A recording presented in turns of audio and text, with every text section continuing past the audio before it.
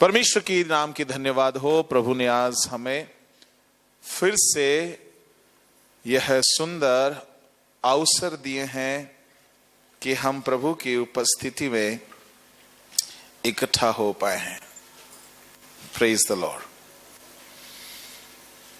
आइए हम छोटा सा प्रार्थना करेंगे और प्रार्थना के साथ हम परमेश्वर के वचन को मनन करेंगे।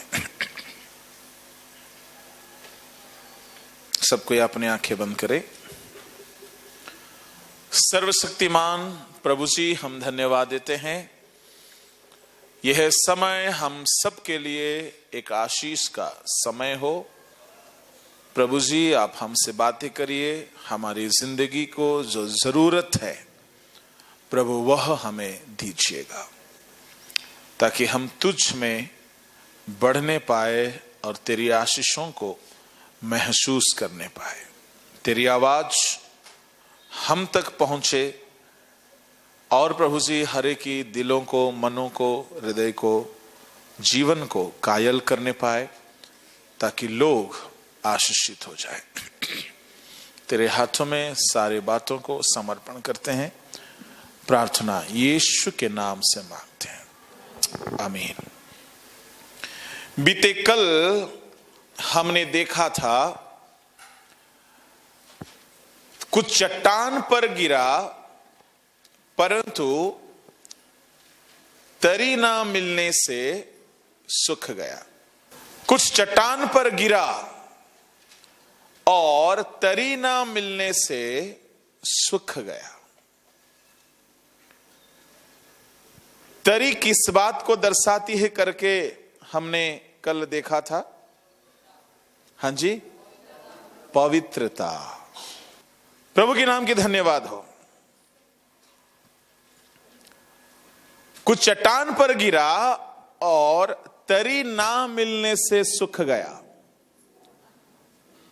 लूका रचित सुसमाचार 8 अध्याय का 6 पद में हमने इस बात को पढ़ा था।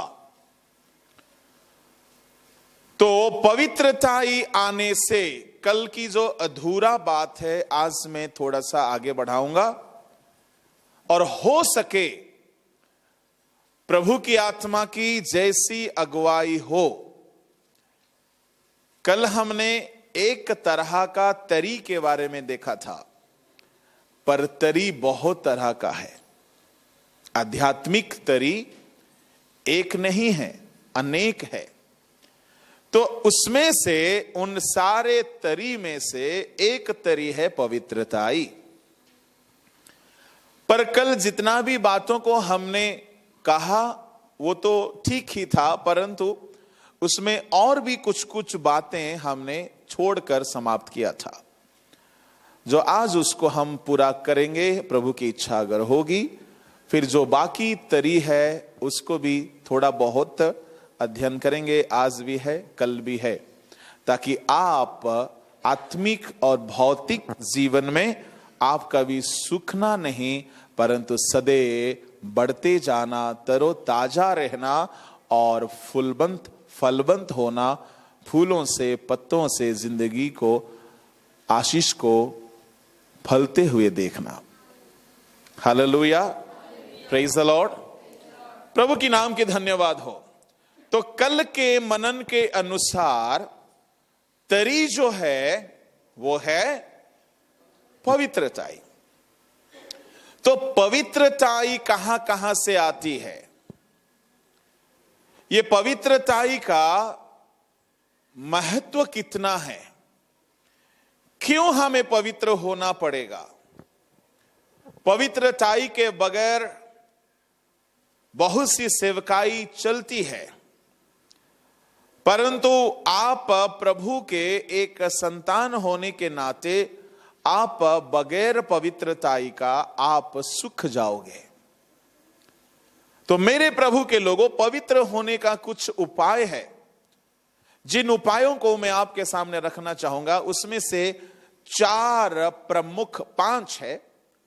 ऐसे तो 5 उपाय है, आप इसको लिख लो, क्योंकि यह बहुत आवश्यकता का साधन है। जैसे कि कुछ कुछ दवाई होती ना, सुबह एक, दोपहर एक, शाम एक, रात एक, खाली पेट एक खाते हैं ना, तो इसी तरह आपको खाली पेट खाने का कुछ बता रहा हूं।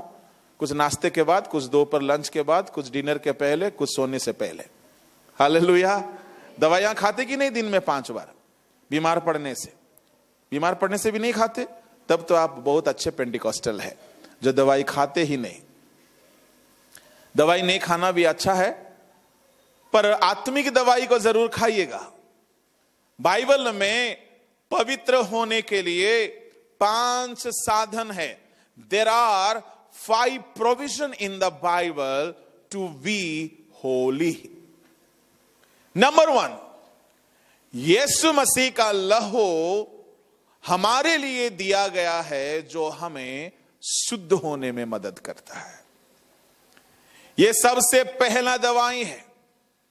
पहला यूहन्ना 1:7 और 9 पढ़ने की आवश्यकता नहीं है, बहुत बार आपने उसको पढ़ा होगा। बस सिस्टमेटिक हम जा रहे हैं, इसलिए आपको रेफरेंसेस बता देते हैं। एफिसियों 1:7 और हिब्रानी उसका 9 का शायद 9 का 14। इन सारी वचनों को देखोगे। पहला पत्रस 1:19-20।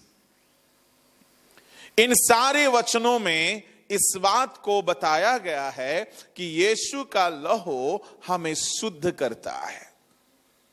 परंतु एक वचन को जरूर पढ़िएगा, उसमें एक मलाई की बात है, एक बहुत सुंदर बात है। पहला यूहन्ना 1:7 और 9, जल्दी से।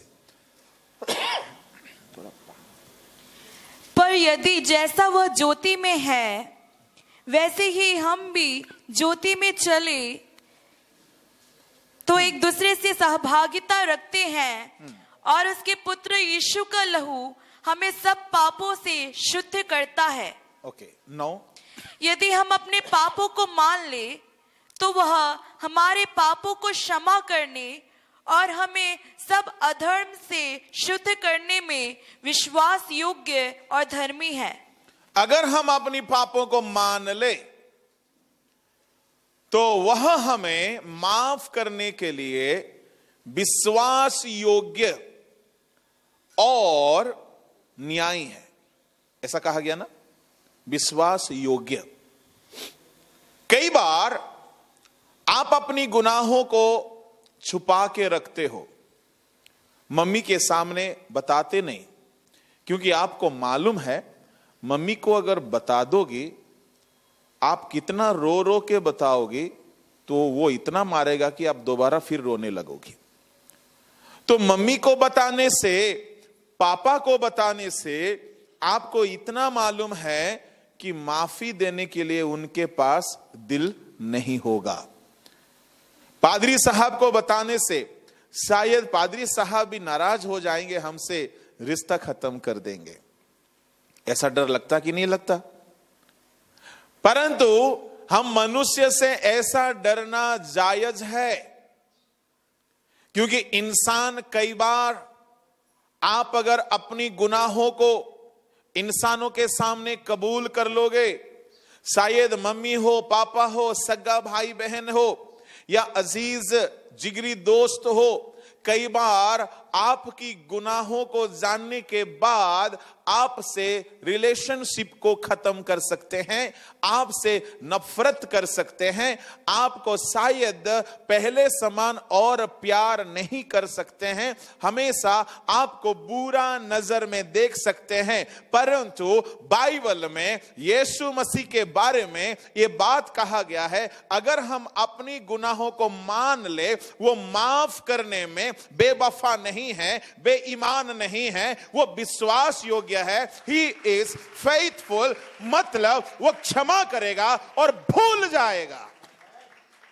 क्षमा देने के बाद मम्मी कई बार ताना सुनाएगी, मुझे मालूम है तुम कैसी लड़की है, मुझे मालूम है तुम कैसा लड़का है। कई बार आपका दोस्त ताना मार सकते हैं, बता सकते हैं, मालूम है तूने क्या किया था फलाने जगह में। कई बार किसी भी इंसान आपके लिए माफी देने के बाद भी आपको ताना सुना सकता है, परंतु यीशु मसीह माफी देने में विश्वास योग्य। बोलने का मतलब है वो माफी देने के बाद भूल जाएगा।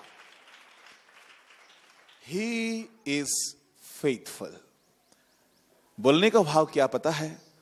आप अगर सच में अपने गुनाहों को कबूल कर दिए हो तो आपकी माफी गारंटी है, क्योंकि 7वीं पद में हमने पढ़ा उसका लहू हमें सारे पापों से शुद्ध करता है। एक बात बताइए, सारे रोगों के लिए एक ही दवाई कहीं है? नहीं है। बुखार के लिए अलग, दर्द के लिए अलग, कैंसर के लिए अलग, प्रेशर के लिए अलग, शुगर के लिए अलग, किडनी के लिए अलग, फेफड़ा गुर्दा के लिए अलग, परंतु सारे पापों से शुद्ध करने के लिए यीशु का लहू हमारे लिए काफी है। Praise the Lord, hallelujah. तो मेरे प्रभु के लोगों, आपने कितना महीना पहले नहाया था? हाँ, 1 महीना पहले तो कम से कम नहा के आया होगा ना चर्च। 1 हफ्ता पहले तो नहाया होगा ना। आप ऐसे देख रहे मैं एलियन हूं, मैं इसी ग्रह का हूं, भारतीय हूं, छत्तीसगढ़िया हूं, मन से, शरीर से तो उड़िया हूं। आपने लास्ट कब नहाया था? सच बोलना, सच बोलना ना। लास्ट कब नहाया था? अरे सच कभी बोलना, बोला ना। लास्ट कब नहाई थी? हाँ, आज सुबह। ये मुझे विश्वास लग रहा है। आप सच बोलो तो। हाँ, आज सुबह। ठीक है, आज नहाया होगा। इससे पहले लास्ट कब नहाया था? हाँ जी, कल नहाया था। अच्छा अच्छा, ठीक है। उसके बाद पहले, उससे पहले कब लास्ट नहाया था? मतलब आप रोज नहाते हो। अगर गलती से 3 दिन नहीं नहाओगे तो नहीं नहा करके हाथ उठाकर आराधना करना, बगल वाला कोमा में नहीं गया तो मेरा नाम जीतू लिमा हटा दूंगा। सच बोल रहा हूं। अब लास्ट कब ब्रश की थी? सच बोलो। आज सुबह। यह हमेशा आज ही बोलती है। आपने लास्ट कब मुंह धोया था? आज सुबह धोए थे। इसका मतलब अगर हम एक दिन ना नहाने से, एक दिन ब्रश नहीं करने से, एक दिन मुंह नहीं धोने से हम इस लायक नहीं रहते हैं कि दूसरों के सामने जा सके, तो खुदा के सामने जाने के लिए यीशु की लहू से हमें हर दिन नहाने का जरूरत है। हालेलुया। इसलिए मेरे अजीज प्रभु के लोगों, परमेश्वर का यह विधि है। आप बगैर पवित्रताई का उसके कदमों में नहीं जा सकते। तो प्रार्थना में जब आप सुबह बैठते हो तो पहला प्रार्थना क्या होना चाहिए? अपना शुद्धिकरण का। जब मिलाप वाले तंबू में याजक जब दिन का शुरुआत करते थे तो क्या करते थे, मैं आपको पढ़ाना चाहूंगा। मेरे साथ खोलिएगा निर्गमन के किताब। वहां पे याजक लोग सुबह सुबह क्या करते थे? 30 अध्याय और उसका 7 और 8, जल्दी से। और उस वेदी पर हारून सुगंधित धूप जलाया करे। प्रतिदिन भोर को जब वह दीपक को ठीक करे तब वह धूप जलाए, और गोधूली के समय जब हारून दीपकों को जलाए तब धूप जलाया करे। यह धूप यहोवा के सामने तुम्हारी पीढ़ी पीढ़ी में नित्य जलाया जाए। 7वां पद को और एक बार पढ़ो। और उसी वेदी पर हारून सुगंधित धूप जलाया करे। प्रतिदिन भोर को जब वह दीपक को ठीक करे तब वह धूप जलाए। प्रतिदिन भोर को जब वह दीपक को ठीक करे। हिंदी में लिखा है दीपक को ठीक करे। तो दीपक को कैसा ठीक करेंगे? अच्छा मुझे बताइए, दीपक को ठीक करे कहा गया, इसका मतलब है ठीक किसको किया जाता है? आप जवाब दे सकते हैं। मौन व्रत को भंग करके किसको ठीक किया जाता? जो बिगड़ा है, खराब है, बिगड़ चुका है या बेढंग है, उसको ठीक किया जाता। हिंदी यहां पे थोड़ा सा लंगड़ा है।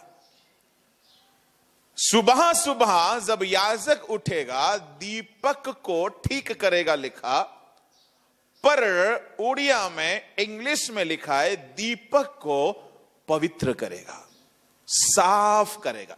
यह साफ करने का जो शब्द है क्या होता है सुनिएगा। मिलाव वाले तंबू में 3 तरह का रोशनी था। मिलाव वाला तंबू 3 भाग में बांटा हुआ था। एक है आंगन, आंगन के लिए सूरज की रोशनी।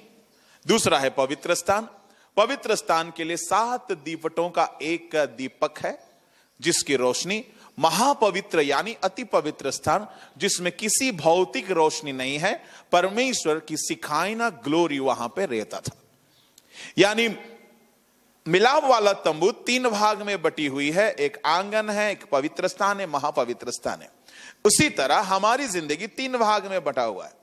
आत्मा है, प्राण है, शरीर है। ये शरीर जो है ये बाहरी आंगन है, ये बाहरी आंगन शरीर है, और हमारा प्राण जो है पवित्र स्थान है, हमारी आत्मा जो है अति पवित्र स्थान है।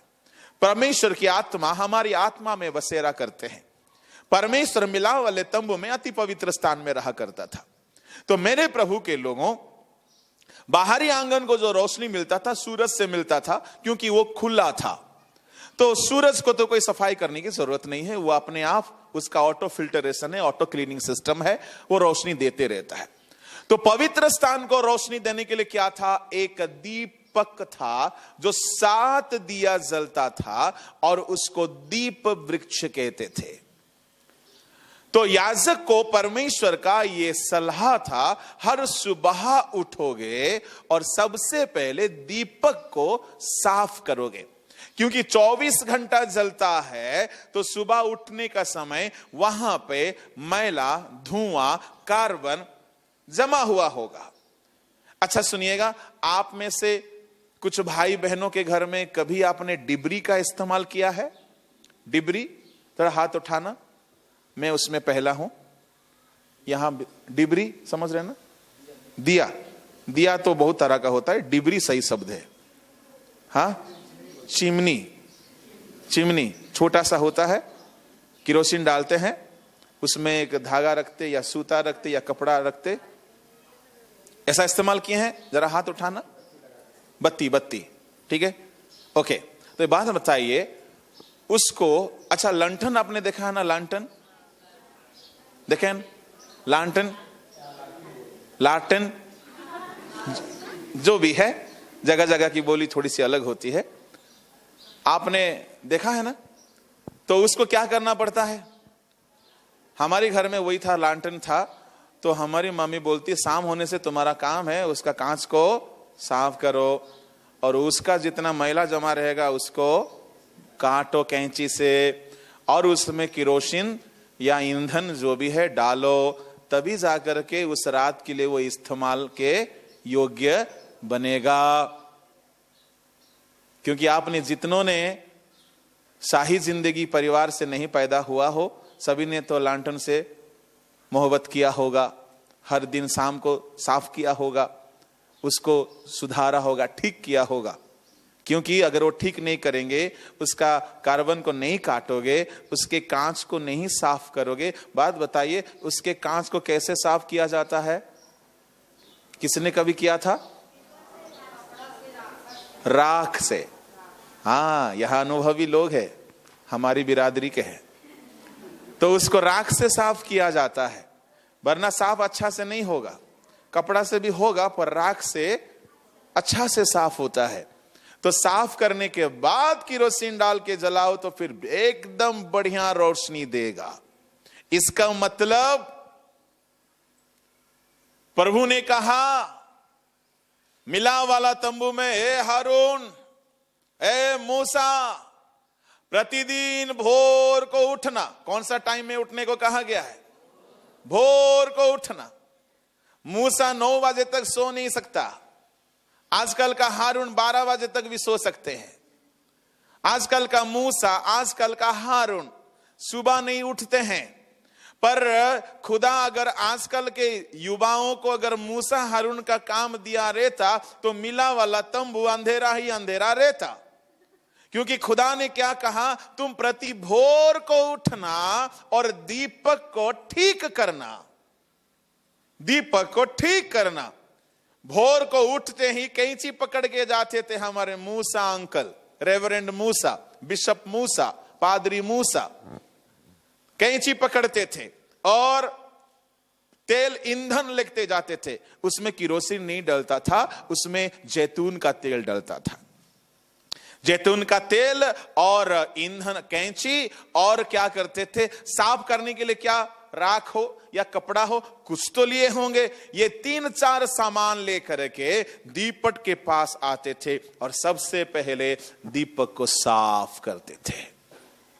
साफ करने के बाद उसका जितना मैला है काटते थे, फेंक देते थे। गौर फरमाइएगा, आपका सुबह का काम यह होना चाहिए। आज हम किसी दीपक को नहीं साफ करेंगे। यीशु ने कहा तुम जगत की ज्योति हो, यानी आप अगर दुनिया में रोशनी देना चाहिए तो आपको अपनी जिंदगी को सुबह उठ करके शुद्ध करना चाहिए। Hallelujah, hallelujah. In the measure you cleansify yourself, the measure you will be useful for God. इस बात को बिल्कुल दिमाग में बैठा दीजिएगा। जिस मात्रा में आप खुद को शुद्ध करोगे, उसी मात्रा में प्रभु के लिए आप इस्तेमाल के योग्य बनोगे। आपका टैलेंट काम नहीं आएगा, आपका कलाकारी काम नहीं आएगा, आपका थियोलॉजी काम नहीं आएगा, आपका जितना पढ़ा लिखा ज्ञान बुद्धि काम नहीं आएगा, क्योंकि परमेश्वर ने मूर्खों को चुन लिया है परंतु पापियों को नहीं चुना है। मूर्खों को चुन लिया है, निर्बुद्धियों को चुन लिया है, परंतु पवित्र जीवन बिताने के लिए चुना है। और जो खुद को पवित्र रखेंगे, वो बोलते हैं बड़े घर में ना सोना चांदी काठ मिट्टी के बर्तन तो होते, परंतु जो इनमें से खुद को शुद्ध करेगा वो स्वामी के काम आएगा। हालेलुया। स्वामी के काम आना चाहते हो 2021 में? स्वामी के काम आना चाहते हो? स्वामी को चाहिए साफ सुथरा बर्तन। सोने चांदी काठ और मिट्टी के बर्तन होते हैं। कलीसिया में बहुत तरह के लोग होते हैं, कुछ सोने जैसा होते, कुछ चांदी जैसा होते, कुछ काठ जैसा होते, कुछ मिट्टी जैसा होते। बड़े घर में कलीसिया में कुछ सोने के जैसा बर्तन होते हैं। खैर वो बात बहुत अलग है। मैं आपसे कहना चाहूंगा, एक याजक सुबह उठते ही पहला काम है, भले भले भले याजक को तबीयत खराब है, भले याजक को जुकाम है, भले याजक को बुखार है, क्या वो नागा कर सकता, मुझे जुकाम है, मुझे बुखार है, मुझे बुखार है, मुझे पेट दर्द है, मुझे पीठ दर्द है, मुझे सर दर्द है, मैं आज नहीं दीपक साफ कर सकता? वो बहाना कर सकता है? कर सकता है? कर सकता है? वो कभी भी बहाना नहीं कर सकता। तबीयत खराब होने से भी प्रभु की यह हुक्मत है, प्रभु का यह आदेश है कि सुबह याजक दीपक को साफ करेगा, फिर ईंधन को डालेगा। गौर फरमाइए मेरे भाइयों बहनों, आप एक याजक है। प्रकाशित 1 का 5 से 7 के अनुसार, पहला पत्रस 2 का 9, 10, 11 के अनुसार प्रभु ने आपको याजक बनाया। आप जब अंधकार से निकल गए, आप जब उजियाले में आ गए, जिस दिन आपने उद्धार पाया, जिस दिन आपका बपतिस्मा हुआ, उस दिन आप प्रभु के दृष्टि में एक एक याजक है। Praise the Lord. बगल वाला को बोलिएगा, थोड़ा हाथ पकड़िए, बगल वाला को हैंडशेक करिए, दाहिना हाथ पकड़िए, पैर नहीं दाहिना हाथ पकड़िए, बोलिए आप प्रभु का एक याजक है। हालेलुया। आप कौन है? तो पूछिएगा, याजक का काम सुबह सुबह करते हो? एक याजक सुबह क्या करता है? उठते साथ मोबाइल में व्हाट्सएप पे आता है। एक याजक सुबह सुबह क्या करता है? उठते साथ स्पोर्ट्स जॉगिंग करने चला जाता है।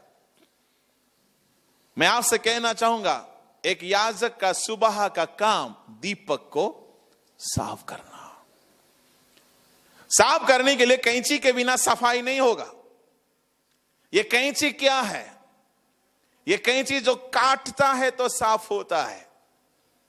पता है, ये कैंची जो हमें दर्द पहुंचाएगा, जो हमें चोट लगेगा, हमें दर्द होगा, परंतु हमको ठीक करेगा। उसी तरह वहां दीपक को जलाने के लिए 3 उपकरण इस्तेमाल होता था। गौर फरमाइए, पहला है शुद्धिकरण, दूसरा है कैंची से कटाई, तीसरा है ईंधन।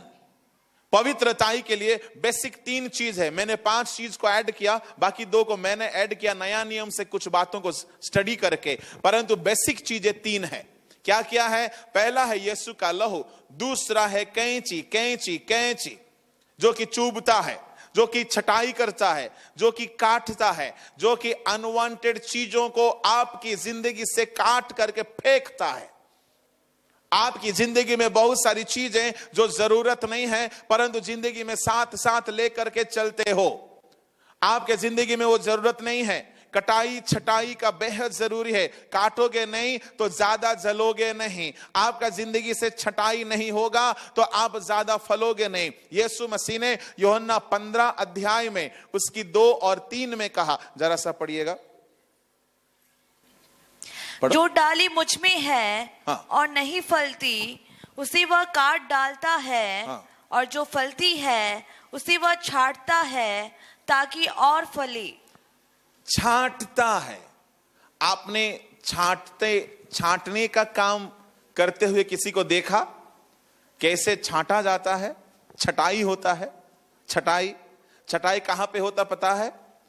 बगान में, नर्सरी में, किंडरगार्टन में, जहां फूल गुलशन खिलते हैं, वहां पर जो माली होता है ना, जो केयर टेकर होता है, उसके पास छटाई करने के लिए कुछ हथियार होता है। आप देखे होंगे, कुछ एक फूल का पौधा या फूल का पेड़ जब अच्छा से फूलने लगता है, फूल देता है, खुशबू देता है, आप किसी बगीचा में जाके देखो, वहां का जो गार्डनर है, वहां का जो माली है, केयरटेकर है, उसके पास 2-3 औजार हमेशा डेली का इस्तेमाल होता है। क्या है? डेली बेसिस पे वो इस्तेमाल करता है। एक है छटाई का काम करता, दूसरा पानी डालने का काम करता, तीसरा खाद डालने का काम करता। बिना छटाई का कितना भी खाद डालोगे बढ़ेगा नहीं। गौर फरमाइए, बिना छटाई का कितना भी खाद डालोगे बढ़ेगा नहीं। छांटते किसको है? माली देखा, केयरटेकर देखा, गार्डनर ने देखा कि एक पेड़ है जिसमें कि फल फलने का समय आ गया, पर पत्ते सड़ रहे हैं, कीड़े लग गए हैं, कुछ पत्ता सूख गया है, वो फिर जिंदा नहीं हो सकता, कुछ पत्ता सड़ गया है, कुछ पत्ते में कीड़े लग गए हैं। तो माली क्या करेगा? गार्डनर क्या करेगा? ठीक है, ये कीड़े यहां रहने दीजिएगा, ये सड़न, ये कुड़न, ये बदबूदार पत्ता कीड़ों के साथ यहां रजिस्ट्री करके रहने दीजिएगा। ऐसा करके कोई गार्डनर छोड़ेगा? फिर आप क्यों छोड़े हुए हैं? ऐसा करके नहीं छोड़ेगा। वो क्या करेगा? अच्छा, कीड़ा लग गया, ओहो पत्ते सड़ गए, सड़ा हुआ पत्ता, कीड़ा लगा हुआ पत्ता, डालियां जो सूख गया है, उसके लिए कैसे इलाज करेगा? बड़ा सा कैंची लेके आएगा, कैच। दर्द होगा कि नहीं? वो डालियां अगर नहीं काटेगा, वो डालियां अगर नहीं काटेगा, वो पेड़ के लिए नुकसान है या फायदा है? आपकी जिंदगी में कुछ चीजें जो बिल्कुल पाप की सी है, पाप का आदत है, बुराई का लत है, जो चीजें आपकी जीवन में चिपका हुआ है, आप उसको छांटोगे नहीं, काटोगे नहीं, तो आप आगे नहीं फल सकते। इसलिए प्रभु के दास लोग वचन रूपी कैंची को इस्तेमाल करता। काटने के लिए कैंची है, काटने के लिए तलवार है, काटने के लिए कुल्हाड़ा है, और परमेश्वर का वचन काटने का काम करता है। कभी कभी किसी पादरी का वचन आपको चुभ सकता है। इसका मतलब है कि वो प्रभु है जो आपकी जिंदगी का बुरी आदतों को काटने के लिए प्रभु प्रहार कर रहे हैं। अगर वचन सुनते सुनते आपको अपनी गलतियों के बारे बताया गया तो आप कभी भी नाराज नहीं होने का, क्योंकि कटाई नहीं, छटाई नहीं तो बहुत आप फलोगे नहीं।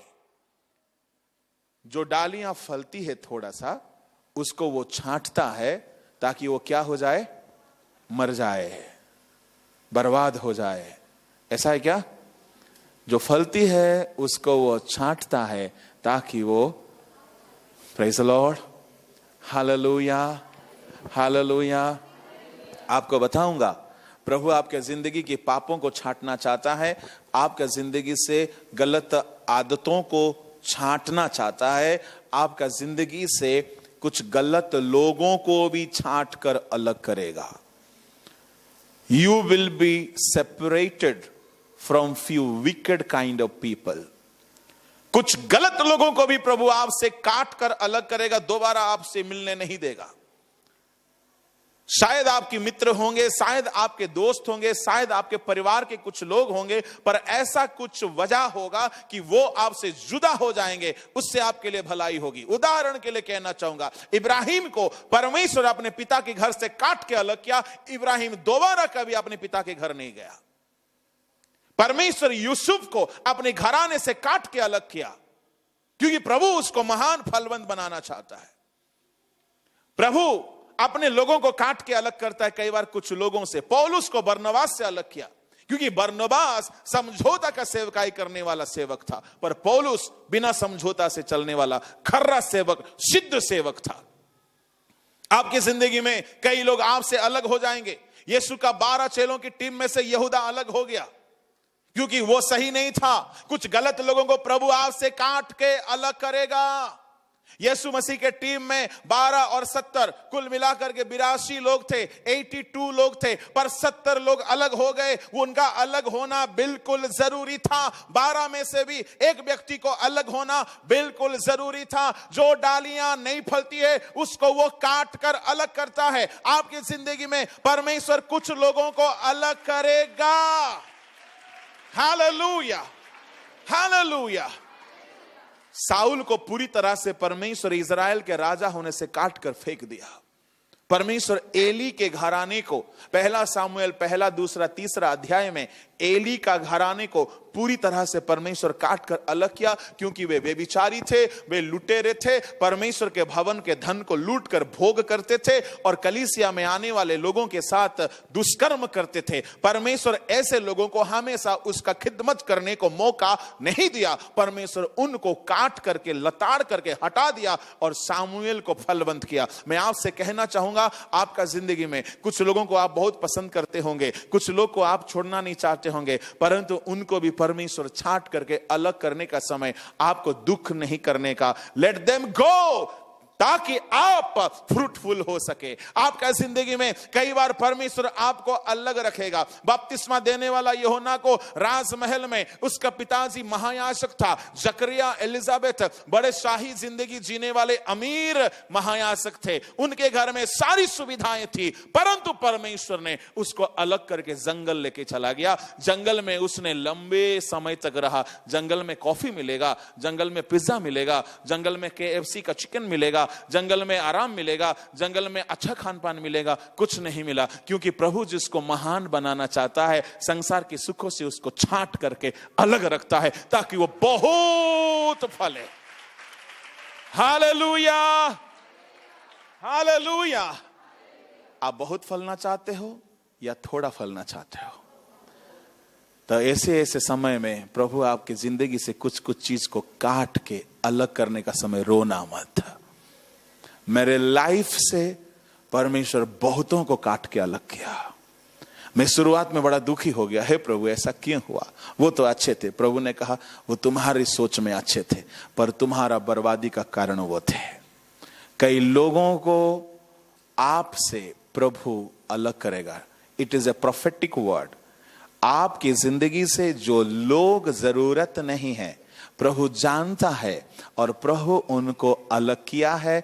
आपको दुख नहीं करना, आपके मित्र होंगे, अलग होंगे, आपके रिश्तेदार में से कुछ है आपको छोड़ के चले गए होंगे, आपका कुछ साथी सहकर्मी होंगे छोड़ के चले गए होंगे। प्रभु कहता है वो आपकी भलाई के लिए है, क्योंकि जो डालियां नहीं फलती उसको वो छांटता है, उसको वो छांटता है ताकि बाकी डालियों को बर्बाद ना करे, ताकि बाकी लोगों को बर्बाद ना करे। इसलिए यहूदा का जाना सही था, इसीलिए साउल का बर्बाद होना जरूरत था, इसलिए एली का वंशज को परमेश्वर रोक देना जरूरी था, क्योंकि आगे को अगर वे लोग राजगद्दी में होते पता नहीं सबको बर्बाद कर डालते। इसलिए कुछ लोगों को हमारी जिंदगी से परमेश्वर छांट के अलग करता है।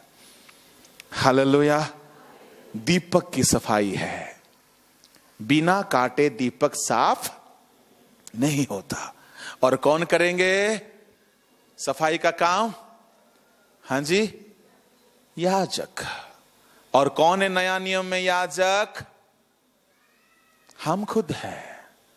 तो कौन सा टाइम में करेंगे सफाई? भोर को। तो भोर का मतलब है दिन का शुरुआत। आप दिन का शुरुआत में सबसे पहला जो काम करोगे वो है पवित्रता। मैंने पूछा ना कितने लोग लास्ट कब नहाया था, तो आपने क्या जवाब दिया? डेली नहाते हैं। ऐसी कोई बेवकूफी सवाल थोड़ी करते हैं। तो डेली क्यों यीशु मसीह का लहू से खुद को धोते नहीं हो? सुबह उठ करके गाना बाद में करना, सुबह उठ करके स्तुति सेकंड में करना, सुबह उठ करके प्रभु की महिमा चढ़ाना सेकंड में करना, क्योंकि अशुद्ध होठों से स्तुति को भी वो ग्रहण नहीं करेगा, अशुद्ध दिल की स्तुति को भी वो ग्रहण नहीं करेगा। तो सबसे पहला जो सुबह का काम है, स्तुति का समय निर्धारण किया गया है, तो वेल एंड गुड, वो समय में आने से पहले खुद को शुद्ध करके आना, क्योंकि पवित्र दिल से, पवित्र होठों से, पवित्र जुबान से परमेश्वर की आराधना परमेश्वर को भाता है। आपने आराधना किया और प्रभु ग्रहण ही नहीं किया, तो आपकी मेहनत करने से क्या फायदा हुआ? इसलिए आप एक याजक हो नया नियम का, आप एक परमेश्वर के ठहराए हुए, चाहे पुरुष हो या स्त्री, आप याजक हो। इसलिए याजक का काम है सुबह के वेला में दीपक को साफ करना। तब क्या होगा? दिन भर दीपक जलते रहेगा। हालेलुया, बोलो यीशु मसीह की। तो मेरे प्रभु के लोगों, जो पवित्रता का 5 साधन में से पहला है यीशु का लहू, दूसरा है वचन। यूहन्ना 17:17 जरा सा पढ़ो। सत्य के द्वारा उन्हें पवित्र कर, तेरा वचन सत्य है। यूहन्ना 15:2। जो डाली मुझ में है, 2 ने, तुम तो उस वचन के कारण जो मैंने तुमसे कहा है शुद्ध हो। किसके कारण शुद्ध हो? वचन। तेरा वचन तो सत्य है, तेरे वचन के द्वारा इन्हें शुद्ध कर। गौर से सुनिएगा, पवित्र होने का दूसरा उपाय है। क्यों हमें पवित्र होना है? क्योंकि पवित्रता ही एक तरी है, जिस तरी के बिना हम लोग सूख जाएंगे। तो पवित्र होने का सबसे पहला उपाय है यीशु का लहू। आप सुबह उठो और जैसे नहाने धोने, ब्रश करने, शैम्पू करने, बदन और वस्त्र और रूम को सफाई सुबह सुबह किया जाता है ना, तो उसी तरह आप सुबह का जो पहला काम आप करते हो, सफाई में लग जाओ। पहले जमाने में माताएं बहनें सुबह उठते ही झाड़ू पकड़ती थी, सुबह उठते ही घर आंगन झाड़ू करती थी, क्योंकि सफाई सुबह से शुरू होती है।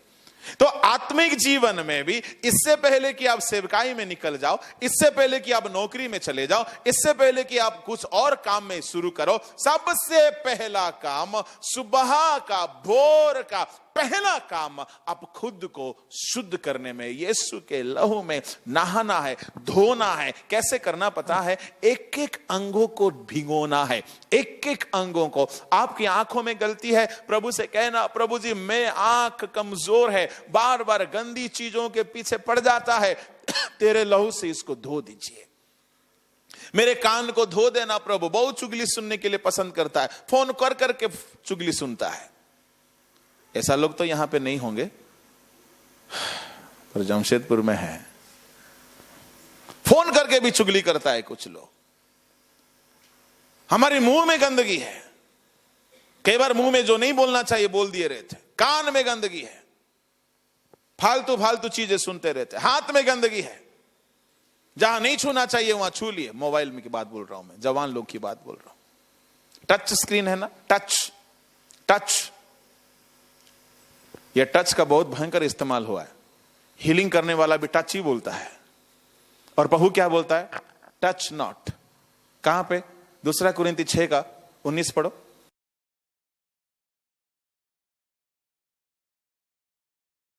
दूसरा कुरिन्ती 6:17, 19 नहीं 17। इसलिए प्रभु कहता है, इनके बीच में से निकलो और अलग रहो और अशुद्ध वस्तु को मत छुओ। मत छुओ। तुम्हारी एंड्रॉइड मोबाइल में अशुद्ध वस्तु नहीं है, फेसबुक में अशुद्ध वस्तु नहीं है, यूट्यूब में अशुद्ध वस्तु नहीं है। वहां तो खूब छूते रहते हो, और गिरजा में आकर के बाइबल को भी छूते हो। ये हाथ दोनों को छूने के लिए थोड़े हैं। प्रभु बोलता है अशुद्ध वस्तु को मत छुओ। कोई कोई तो फोटो रखे रहता, फोटो को छूते रहता। खैर रायपुर के लोग ऐसा नहीं है, मैं तो जमशेदपुर की बात बोल रहा हूं। मत छुओ। हवा मैया ने सबसे पहले छुई, उसके बाद फिर थोड़ी कंट्रोल हुआ। Android mobile, Apple ISO mobile, अच्छे अच्छे मोबाइल, चौड़ी चौड़ी मोबाइल। आजकल किसी के पास छोटी मोबाइल नहीं होती है, छोटी बाइबल होगा भले। मैं आपसे कहना चाहूंगा, आपका मोबाइल भी शुद्ध होना चाहिए। आप जिसको छूते हो, आपका उंगली शुद्ध होगा। पता है, ये उंगली अगर शुद्ध रहेगा, प्रभु इस उंगली को इस्तेमाल करेगा। आपकी उंगली में जब आप प्ले करोगे, आप इस उंगली से किसी से हाथ मिलाओगे, प्रभु की सामर्थ बहेगा। आपकी उंगली में आप जब माइक पकड़ोगे, प्रभु के सामर्थ बहेगा। आप किसी पर हाथ रखोगे, प्रभु के सामर्थ बहेगा। परंतु यह हाथ उंगली शुद्ध होना चाहिए। तो सुबह उठ करके, इससे पहले कि बड़ा बड़ा काम के लिए निकल जाओ, पहले बैठो, टॉप टू बटन, ऊपर से नीचे तक एक एक अंग को शुद्ध करना। हम लोग गाना में कितना फालतू गाते मालूम है? मेरा दिल बने तेरा सिंहासन, मेरे उंगलियां फेसबुक का आसन, मेरे मन में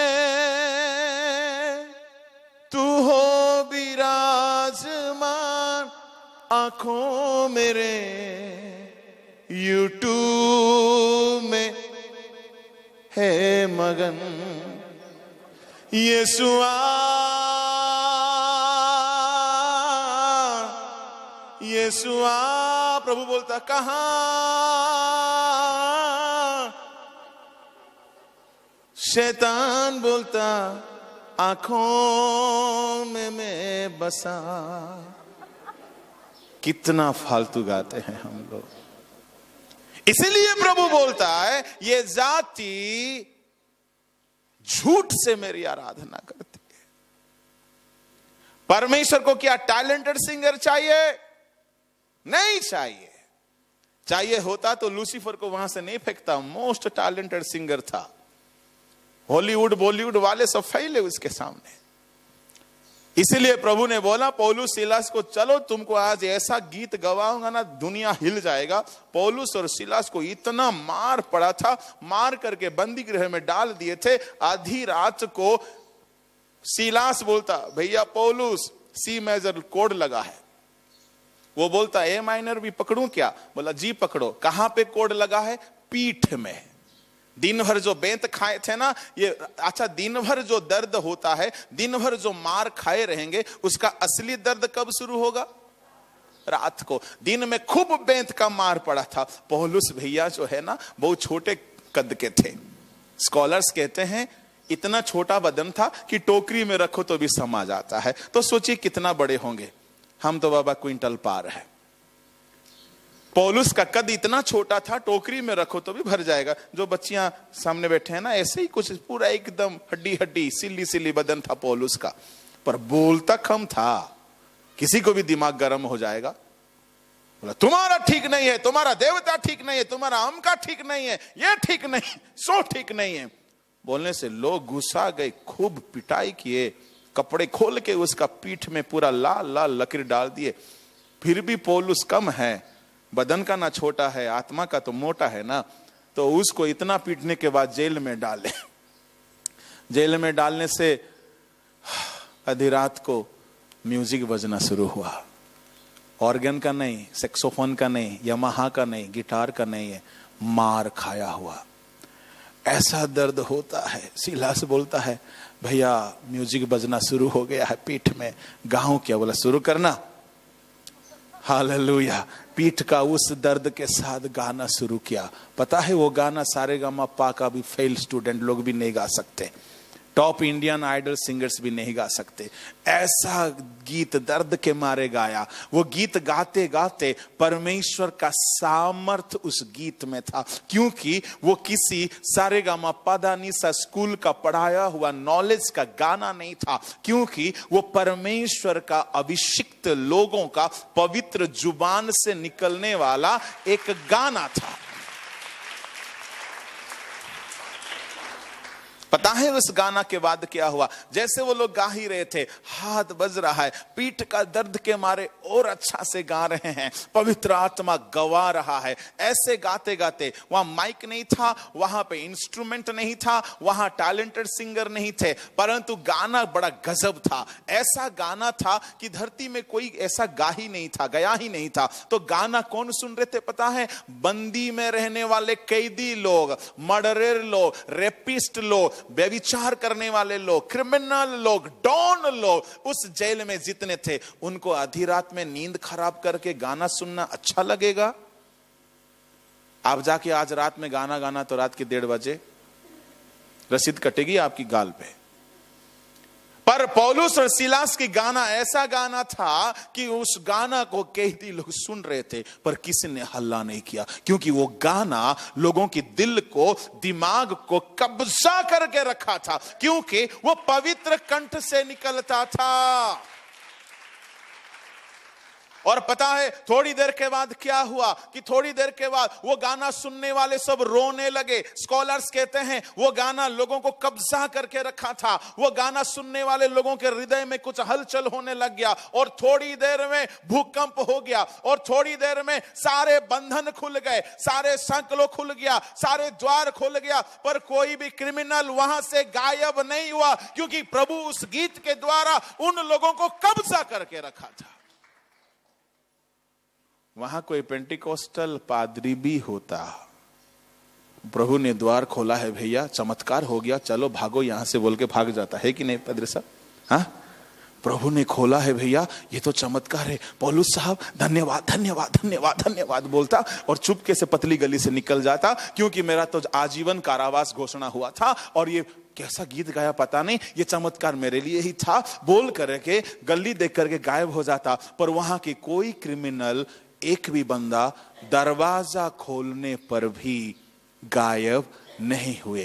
कारण क्या था? वो गीत में वो दम था कि लोग बंध गए थे प्रभु की मोहब्बत में।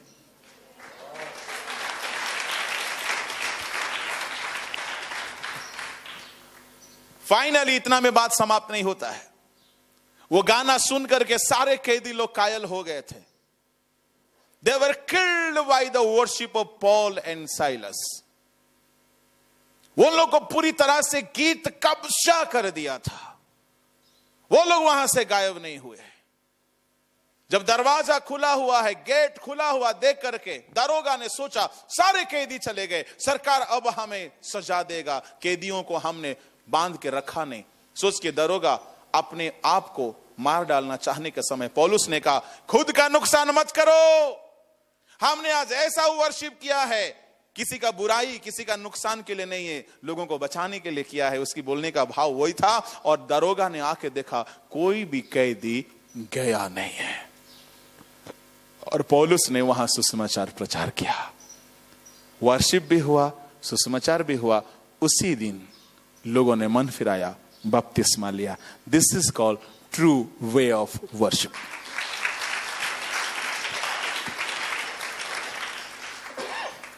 पर हम लोग कैसे हैं?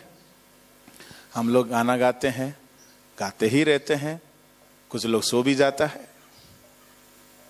मैं प्रार्थना करता हूं भारत में ऐसा पौलुस और सीलास की तरह एनॉइंटेड वर्शिपर्स को प्रभु खड़ा करे। एंटरटेनर बहुत है, बहुत एंटरटेनमेंट चलता है, ठीक है, कुछ हद तक कभी कभी ठीक है, बट ऐसा वर्शिप होना चाहिए। ये तब होगा जब हमारा कंठ पवित्र होगा, जब हमारा होंठ और जुबान पवित्र होगा, जब हमारी उंगलियां पवित्र होगी। कब करेंगे आप? इन दिनों में ये सारी चीजें लोगों को समझाया भी नहीं जाता है कि द प्रायोरिटी ऑफ होलीनेस। मैं अपने संगी सेवकों को बोलता हूं, तुम्हें ज्यादा पापड़ बेलने का जरूरत नहीं है, तुम्हें ज्यादा परेशान होने का जरूरत नहीं है। क्योंकि मैं पादरी साहब के घर में आया, खाने का समय था, मैं कल लंच टाइम में पहुंचा, पूरा साफ बर्तन को रखा गया, क्योंकि खिलाना है। आपको पता है दुनिया भूखा है, दुनिया भूखा है। दोनों लोगों को नशा से छुटकारा चाहिए, पाप से छुटकारा चाहिए। घर में अशांति है क्योंकि दुष्टात्मा घर में तांडव कर रहा है। तो प्रभु ढूंढ रहा है कैसा बर्तन को, साफ बर्तन को। आप साफ खुद को नहीं करते हो और टैलेंटेड बनने के लिए पगलाए हुए हो। आपका बाइबल का रेफरेंसेस बाय हार्ट करना भी काम नहीं आएगा, क्योंकि शैतान को भी ज्यादा बाइबल मालूम है। आपका किसी तरह की प्रयास काम नहीं आएगा अगर आप खुद को साफ नहीं करोगे। इसलिए मैं बोलता हूं आपका फर्स्ट प्रायोरिटी होना चाहिए, खुद को साफ करो, बारीकी से करना। प्रभु ने बोला क्या अशुद्ध वस्तुओं को मत छुओ। क्या आज की युवा पीढ़ी हिम्मत से बोल सकते मेरे उंगली ने अशुद्ध वस्तुओं को नहीं छुआ? क्या हम अपने धड़कते सीने पे हाथ रख के कह सकते मैंने ये 2020 में किसी अशुद्ध वस्तु को नहीं छुआ?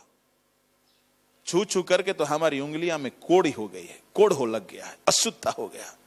हमारा उंगली प्रभु देखता है कोड़ लगा हुआ है, अशुद्ध है। पुराने नियम में कोड़ को अशुद्ध माना जाता था और नया नियम में अशुद्धता ही कोड़ है। हमारी उंगलियों में अशुद्धता है, तो प्रभु कैसे इन उंगलियों को इस्तेमाल करेगा? आपके हाथ में पाप है, आप प्रभु कैसे आपको इस्तेमाल करेगा? तो इसलिए मेरे प्रभु के बंदों में कहना यह चाहता हूं, तरी के बिना वो सुख गया, पवित्रताई के बिना आप फेलियर है, आप फेलियर है। इसलिए प्रतिदिन सुबह उठो, यीशु के लहू से एक एक अंगों को धोना, एक एक अंग को धोना पूरी तरह से, तब तक धोना जब तक साफ न हो जाए। माताएं बहनें मुझे मदद करे, आप कपड़ा धोती है क्या? कब तक धोती है? एक बार धोया, साफ हुआ कि नहीं हुआ, सुखा देती है क्या? नहीं। कितना भी मूर्ख है, कितना भी अनपढ़ है, कितना भी नासमझ है, इतना तो हमें पता है कि कपड़ा धुला नहीं तो भैया बार बार धोना है। तो उसी तरह आपका विवेक आपको जब तक कंफर्मेशन नहीं देता, तब तक आप यीशु के लहू से खुद को धोना, पश्चाताप करना, आंसू बहाना, गिड़गिड़ाना, रोना, एक बड़ा डीप क्लेंसिंग आपके भीतर में होगा। आपका विवेक महसूस करेगा कि अब और पाप नहीं है, तब तक आंसू बहाना। हमारा विवेक हमें गवाही देगा हम शुद्ध हैं। आपको एक बात बताऊंगा, यीशु का लहू आखिर हमें मिलेगा तो मिलेगा कैसे? उसके लिए एक बटन है, जैसे होता है ना मोटर का स्विच, दाबो तो पानी आने लगता है। पता है यीशु का लहू भी सप्लाई होने के लिए एक बटन है। यह बटन को आप जरूर अपने घर में इस्तेमाल करना। कब पता है? उसी में लिखा है। और एक बार पढ़ो पहला यूहन्ना 1:7।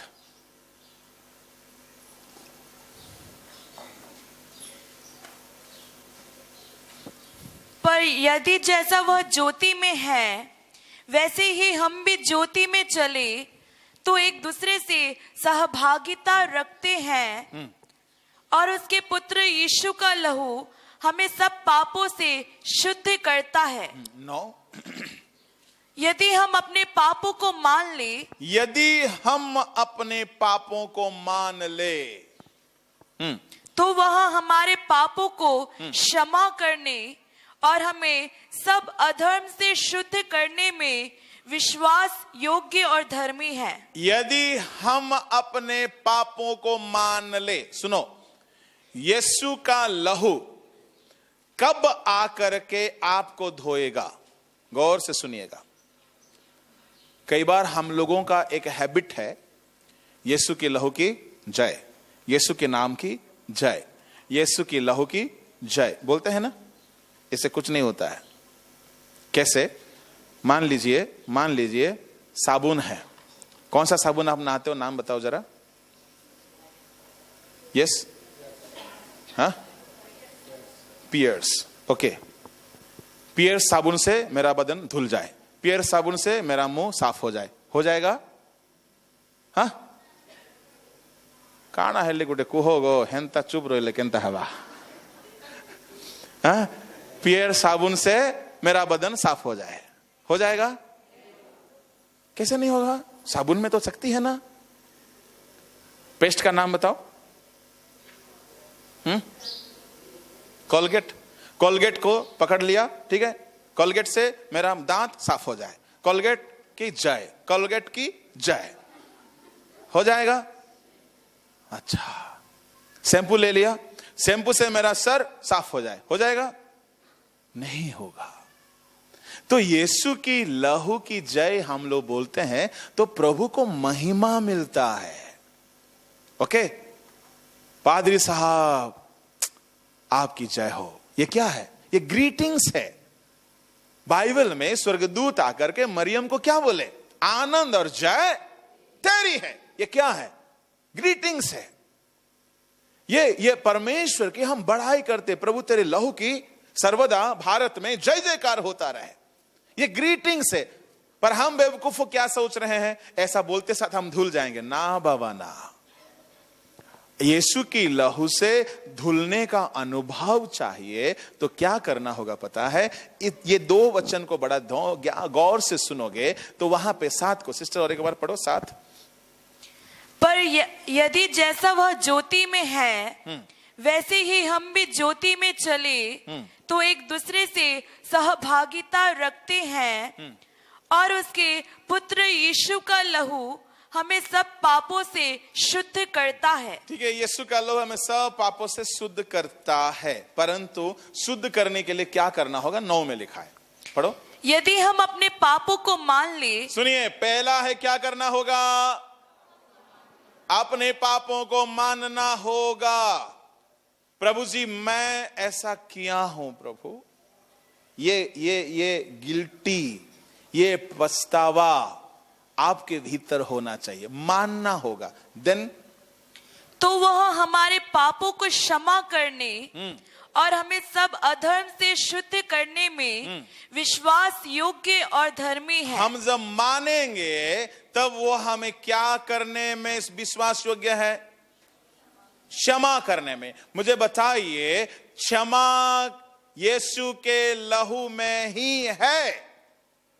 अगर हम मानेंगे एफिसियों 1:7 के अनुसार उसके लहू के द्वारा हमें अपराधों से क्षमा, इसका मतलब आप जब मानने लगते हो प्रभु जी मैंने झूठ बोला हूं, प्रभु जी मैंने गंदा छुआ हूं, प्रभु जी मैंने गंदा देखा हूं, आप मानने लगते हो तो सुनिएगा प्रभु का लहू वहां से आने की तैयारी कर लेता है। आप जब मानते हो मैंने अपने सास से झगड़ा की, मैंने पाप किया, मैंने गंदा सोचा, आप जब मानते हो तो प्रेयर में बैठ के आप क्या करोगे? आपने जो जो किया है उसको कबूल करोगे। लगोगे, उसको मानने लगोगे। और मानने का समय अगर आपको अपना गलती का एहसास है तो आपको दर्द होगा, आपकी आंखों में आंसू बहेगा। आंसुओं के साथ जब आप मानने लगोगे तो उसका पुत्र यीशु का लहू आएगा, आपको धोएगा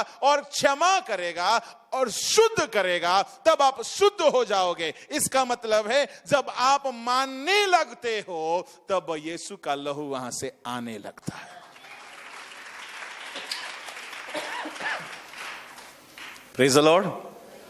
यीशु की लहू की जय बोलने से शैतान बोलेगा शाबाश, तुम यही करते रहो पर अपने पापों को कभी भी इकरार ना करो।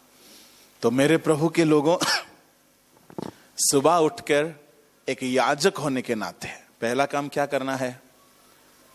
पहला काम क्या करना है? शुद्धिकरण। आपको बताऊं एक सच बात, मेरा जो सुबह का जो मेरा पहला प्रार्थना है, मुझे 1 घंटा से ज्यादा समय लगता है खुद को नहाने में, आत्मिक जीवन में, क्योंकि एक एक अंग को प्रभु की लहू से डुबाता हूं। आज भी करता हूं 25 साल से। मैं प्रभु से घर नहीं मांगा, गाड़ी नहीं मांगा, बंगला नहीं मांगा, धन दौलत नहीं मांगा, मैंने कुछ नहीं मांगा। इवन यहां तक कि सेवकाई भी नहीं मांगा। कुछ कुछ मांगने के लिए कहा गया है, वो सब मांगता हूं, परंतु मेरी जरूरत के लिए मैंने कुछ भी नहीं मांगा, क्योंकि प्रभु जानता है पहले हम उसकी धार्मिकता को ढूंढे, हम उसकी राज्य को ढूंढे। उसकी धार्मिकता क्या है? उसकी होलीनेस। उसकी धार्मिकता क्या? उसकी पवित्रता। इसका मतलब है आप पहले जिन जिन पापों को छोड़ नहीं पा रहे हो, उन सारे पापों से बाहर आने के लिए पहले प्रेयर करना, पहले शुद्धिकरण में टाइम बिताओ। घर, गाड़ी, धन संपत्ति, बंगला, शादी, नौकरी और व्यवसाय, ये सारे बरकतें आपके पीछे आने लगेगा। अशुद्ध होकर के प्रार्थना करोगे, अशुद्ध होकर के अपवित्रताई के साथ प्रभु के पीछे आओगे तो किसी तरह से बरकत नहीं मिलेगा, क्योंकि तरी ना मिलने से सुख गए। तो मेरे प्रभु के लोगों, सुबह उठ करके आत्मिक जीवन को पहले यीशु की लहू से नहलाना। गाना में है ना, खुद को लहू में डुबोता हूं, गाना में गाते हैं ना। कब डुबाया? कभी डुबाया ही नहीं। पहले डुबाओ। Take time for the purification of your spiritual life. Hallelujah, praise the lord. तो यीशु का लहू हमें शुद्ध करता है। दूसरा है उसका वचन। उसका वचन हमें कैसे शुद्ध करता है? उसका वचन हमें शुद्ध करता है, उसका 2 रास्ता है, जिन रास्ते से परमेश्वर का वचन आपको शुद्ध करेगा। कौन सा वो 2 रास्ता? आपके भीतर में यीशु का वचन, प्रभु का वचन जाने के लिए 2 रास्ता है। एक है कान, दूसरा है आंख। आप वचन अब सुन रहे हो, कहां से घुस रहा है, प्रवेश कर रहा है? कान से। आप जब घर में बाइबल पढ़ते हो तो कहां से वचन आपके भीतर जा रहा है? आंख से। इसलिए मैं बोलता हूं, हीलिंग मिनिस्ट्री करने वालों को दया करके लोगों का कान को ठीक करो, आंख को ठीक करो, ताकि ये लोग वचन सुने और मन फिराए।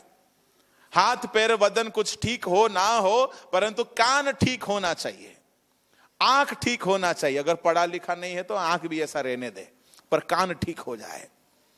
हालेलुया, हालेलुया, प्रभु के नाम की धन्यवाद हो। आप जब वचन सुनते हैं, ये वचन आपके भीतर में जाने लगता है। मैं आपको बड़ा एक रहस्य की बात बोलना चाहूंगा। वचन कैसे हमारे भीतर में शुद्धिकरण को लाते हैं, गौर से सुनिए। परमेश्वर का वचन को आग के साथ तुलना किया गया है, दीपट के साथ तुलना किया गया है, तलवार के साथ तुलना किया गया है, हथौड़ा के साथ तुलना किया गया है, और परमेश्वर का वचन को और बहुत सारे आशीषों के साथ, जीवन की रोटी के साथ तुलना किया गया है, वगैरह वगैरह। अच्छा, आग अगर कहीं जल रहा है तो उसका पावर दिखाएगा, रंग लाएगा। अगर डेक्सी के नीचे है तो डेक्सी के भीतर वाले सामान को बदल देता है, राइट। चावल है तो उसको भात बना देता है, कच्चा आटा है तो उसको रोटी बना देता है, क्योंकि आग में एक शक्ति है, वो किसी को बदल के रखता है। तो परमेश्वर का वचन आग है, तो आपके भीतर में जाएगा, आपके कान से आप सुनोगे, भीतर जाएगा। भीतर अगर वो गया तो वो आग है, तो भीतर में कुछ ऐसा असर डालेगा, आपके आचरणों में परिवर्तन होगा ही होगा। हालेलुया। इसलिए मैं बोलता हूं कि ज्यादा से ज्यादा परमेश्वर के वचनों को सुनते रहना, क्योंकि तलवार कहीं रखा हुआ है, कोई छुएगा तो तलवार का पावर दिखेगा। इसी तरह परमेश्वर का वचन है। आप सुबह उठो, पहले खुद को आत्मिक जीवन में यीशु के लहू से धोने में कम से कम 1 घंटा समय बिताना। उसके बाद एक बात आपको बता देता हूं, अगर आप पढ़े लिखे हो, बाइबल लेकर के कम से कम 1 घंटा पढ़ना, खाली पढ़ना। वो वचन आपके भीतर में, आपकी आंखों के जरिए से आपकी आत्मा तक जाएगा। आपको पता है रोना आने लगेगा, आपको पता है पापों को छोड़ने की इच्छा होने लगेगा। एक बड़ा खास बात बता देता हूं, सुनिएगा। ये आप जो वचन पढ़ते हो ना, ये वचन ऐसा है, ये वचन ही वचन को मानने का भी शक्ति देता है। ये वचन ही आज्ञाकारी होने को शक्ति देता है। ये आज्ञा ही आज्ञाओं को पालन करने का शक्ति देता है। आप केवल नियमित रूप से रोज कम से कम 4 अध्याय से ज्यादा बाइबल पढ़ते रहना। कुछ हफ्ते के बाद देखोगे आपके भीतर में पाप की इच्छा हट जाएगा, क्योंकि प्रभु का वचन पवित्र है। एक बार पवित्र पवित्र पवित्र पवित्र वचन बार बार बार बार आएगा तो पाप की इच्छा हट जाएगा। इसलिए मैं बोलता हूं, पवित्र जीवन जीना बहुत आसान है, क्योंकि हमने करके देखा है। बहुत आसान है। साबुन लगाओगे और आप साफ नहीं होगे, ऐसा होता है क्या? शैम्पू करोगे आपका सर साफ नहीं होगा, ब्रश करोगे आपका दांत साफ नहीं होगा, ऐसा होता है? नहीं होता। हाँ, कुछ बच्चे लोग क्या करते हैं, ब्रश पकड़ते कोलगेट के साथ चूस लेते हैं, दांत साफ होगा जी? नहीं होगा। आपको उसी तरह कैलेंडर का वचन एक तो पढ़ देते हो, कुछ लोग वो भी नहीं पढ़ता है, पर साल का शुरुआत में पादरी का माथा खराब करता है, दिमाग खराब करता है, कैलेंडर कहाँ, कैलेंडर कहाँ, कैलेंडर कहाँ। कुछ लोग तो कैलेंडर का पन्ना भी पलटी नहीं करता है, भूल जाता है। कैलेंडर का एक वचन पढ़ने को आपको फुर्सत नहीं है, आप पाप के ऊपर जय पाओगे सोच रहे हो।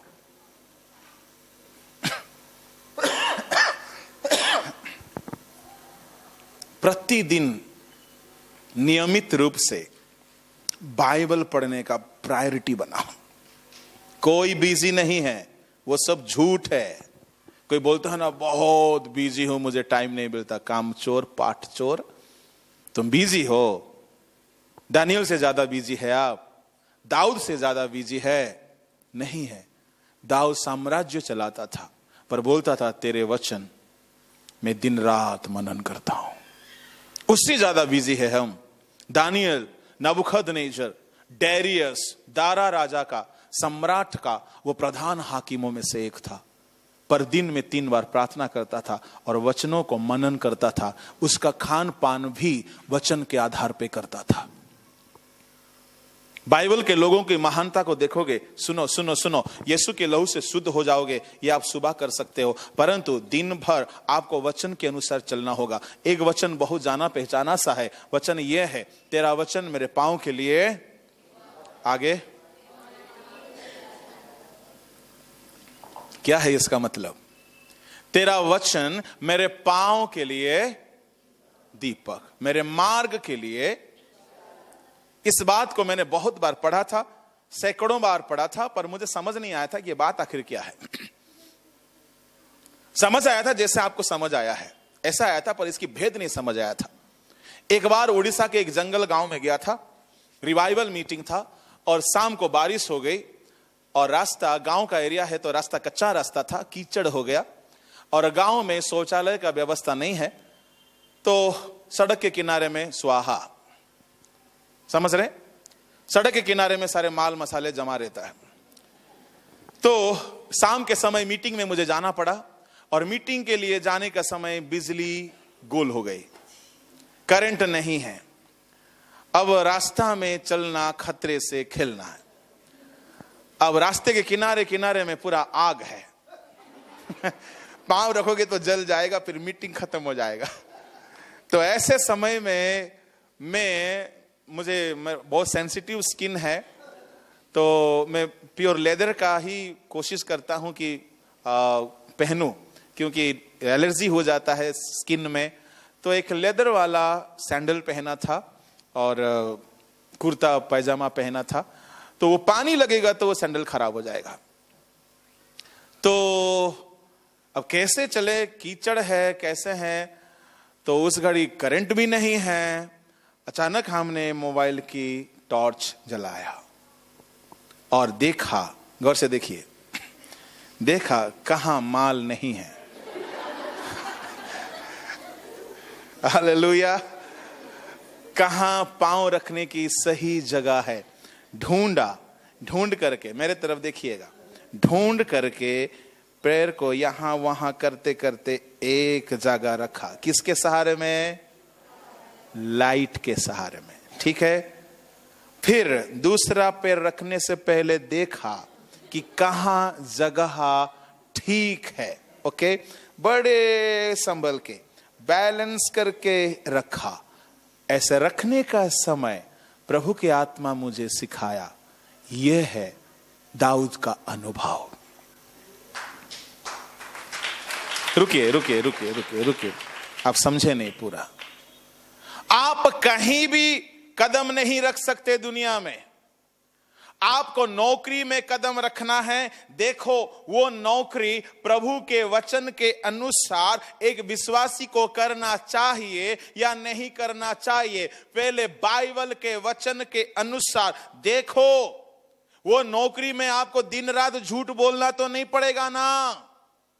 देखो वचन के अनुसार वो नौकरी करो। कुछ नौकरी में झूठ ना बोलो तो कमाई नहीं है, झूठ ना बोलो तो नौकरी नहीं चलेगा। आपको व्यापार में कदम रखना है तो ऐसा व्यापार ना करो जो व्यापार की वचन के अनुसार गलत है। आप देखो पहले मसीह विश्वासी होने के नाते कौन सा व्यापार की दुनिया में आप कदम रखोगे। वचन जो सही दिखाएगा, वचन जिसको आप प्रूव करेगा, वही व्यापार करना। उसके बाद शादी करना है, पहले देखो गोरा चमड़ा, सीधा नाक, धन दौलत मत देखना। बाइबल क्या बोलता है? पवित्र कुमारी होना चाहिए, पवित्र कुमारा होना चाहिए, विश्वासी होना चाहिए, जाति धर्म भाव भेदभाव नहीं होना चाहिए। वचन के अनुसार बाइबल जिससे बोलता है शादी करने, शादी में कदम रखना। आपको कपड़ा पहनना है, बाइबल जैसा कपड़ा बोलता है ऐसा कपड़ा पहनने में आप अपना कदम रखना। कुछ भी कपड़ा आप नहीं पहन सकते, अंग को ढके हुए रहने वाला कपड़ा पहनने का है। इसी तरह से हेयर कट करना है, वचन के अनुसार हेयर कट करना। मैं कहना यह चाहता हूं, जिंदगी में खाना भी खाना है, कुछ भी नहीं खा सकते। वचन जो इजाजत देता है, दानियल वही खाता था। इसीलिए तेरा वचन मेरे कदम कदम के लिए रोशनी है। यह दाऊद का अनुभव था। इसीलिए दाऊद का जहां कहीं भी गया, पहला इतिहास उसका 18 का 6 में कहा गया है, जहां कहीं भी गया वो सफल हुआ। यहोशू 1 का 4 से लेकर 9 पढ़ोगे, यहोशू जहां कहीं भी जाएगा वहां सफल होगा, क्योंकि उन्होंने परमेश्वर के वचन के अनुसार एक एक कदम रखा। Hallelujah, hallelujah. तो प्रभु के लोगों, प्रभु का वचन के अनुसार ही जॉब करना चाहिए। बहुत सारा जॉब है जहां झूठ ना बोलो तो कुछ कर नहीं सकता। एक विश्वासी क्या करता है, झूठ बोल के घूस का बहुत पैसा कमाता, पादरी को ला के सारा तनख्वाह का 10वां जितना देना है ना दे देता। और वो विश्वासी आके दूसरा विश्वासी को बोला, सुनो जी ये रिश्वत का कमाई है, पर डर लगता है 10वां से ना दूं इसलिए दे देता हूं। तो पादरी भोला भाला है, उड़िया लोग थोड़ा सा भोले होते कुछ लोग। पादरी क्या सोचता है, बाप रे मेरा विश्वासी इतना कमाई कर रहा है, कितना 50,000 10वां दिया तो कितना कमाई है, 5 लाख है। पर सचमुच में उसका कमाई तो 30,000 है। तो 3,000 दशवांश देने के जगह में वो 40,000 50,000 दे रहा है। तो ये पादरी सोचता है मेरा विश्वासी को प्रभु बहुत बढ़ाया, बहुत आशीषित किया। एक दिन पकड़ा गया, देखा तो सारा का सारा गांजा बिजनेस का कमाई था। एक बार मैं एक मीटिंग में गया था, लड़के लोग जबरदस्त गाना गा रहे थे। मुझे गाना अच्छा लगता है मैं गाने का बड़ा शौकीन हूँ, सुनने का बड़ा शौकीन हूँ। आजकल नहीं गाता हूँ, थोड़ा खांसी सर्दी जुकाम मेरे साथ बहुत ज़्यादा लिपटा हुआ चिपटा हुआ है, इसलिए गाता नहीं हूँ। तो एक सम्मेलन में जवान लोग गा रहे थे तो मुझे अच्छा लगा, लड़का बहुत अच्छा गाया। तो मैंने मीटिंग के बाद पूछा वाह कमाल के गाए हो, कॉन्ग्रेचुलेसन। तो क्या बोला मालूम है, पाड़को बाबू वो गीत तो गाए परा, वो सेवा करे प्रभुंकर गीत तो गाए। पादरी साहब मैं गाना गाता हूँ, सेवा भी करता हूँ। अच्छी बात है। तो मैंने पूछा क्या करते क्या हो? हाँ नहीं कुछ नहीं, एक पान का गुमटी है। क्या है? पान का दुकान है, खैनी भी बिकता है, सिगारेट भी बिकता है, पान मसाला सब बिकता है, और बोलता है मैं खुदा का सेवा भी करता हूं। क्या वह सेवा प्रभु के लिए स्वीकार है? वचन के अनुसार आपका नौकरी भी होना चाहिए, वचन के अनुसार शादी भी होना चाहिए। किसी को भी आप शादी नहीं कर सकते। शादी का एक कानून है, विश्वासी विश्वासी से शादी करे। गोरा काला नीचा ऊंचा ऊंचा नीचा छोटा बड़ा धनी गरीब वो सब सेकेंडरी है, विश्वासी होना चाहिए। गोरा चमड़ा देख दिया, गैर मसीह को शादी करके फंसा के लाया, पादरी को बोलता है एक आत्मा बच जाएगा, शादी करवा दीजिए। मैंने बोला यीशु मसीह पतरस को ये वाला धंधा नहीं सिखाया था आत्मा बचाने के लिए। बंदा 3,000 से शादी करता, एक ही प्रचार में 3,000 मन फिराए तो 3,000 से शादी करता तो क्या होता उसका? शादी करके आत्मा नहीं बचाया जाता है। मैं आपसे कहना चाहूंगा आप जिंदगी में जो कुछ भी करो वचन के अनुसार करो। कपड़ा भी पहनो, किसके आधार पे? वचन के आधार पे। ऐसा कपड़ा मत पहनो कि पूरा मच्छरदानी जैसा लगे, दिख रहा कि आर पार पूरा खाली है। नो, ऐसा इजाजत नहीं देता है। एक बात आपको बताना चाहूंगा, यहूदी लोगों का जिंदगी बिल्कुल अलग था, और एक भविष्यद्वक्ता उनके बारे में नबूवत करके बोलते हैं ये जाति अलग है, अलग है। इस जाति को हम दूसरे जातियों के साथ एक करके गिन नहीं सकते। पढ़ो गिनती का किताब 23 का 9, book of numbers 23rd chapter 9th verse.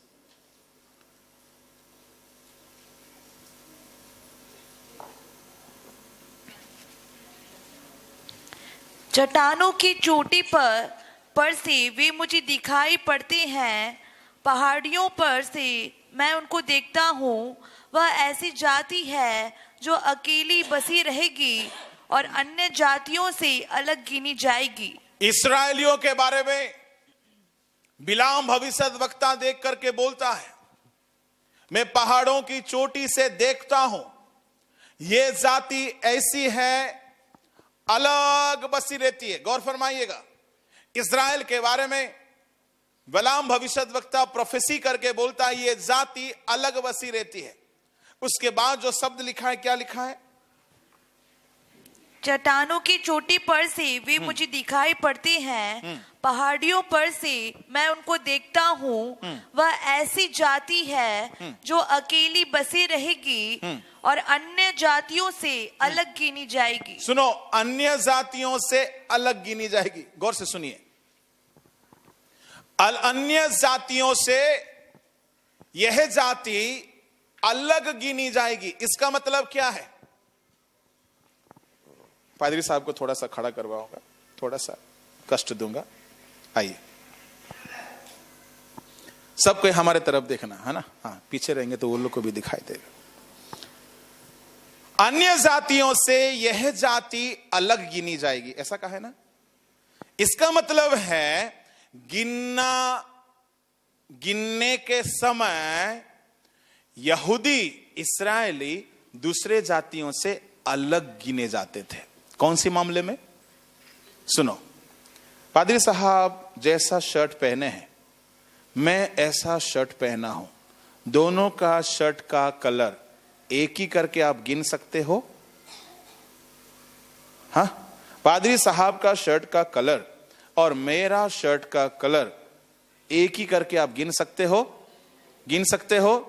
क्यों नहीं गिन सकते? क्योंकि कलर अलग है। पादरी साहब का पैंट और मेरा पैंट का कलर एक करके गिन सकते हो? नहीं गिन सकते, क्योंकि अलग है। अन्य जातियों के समान इस्राएल को पर्व त्योहार में एक करके लोग देखा नहीं था।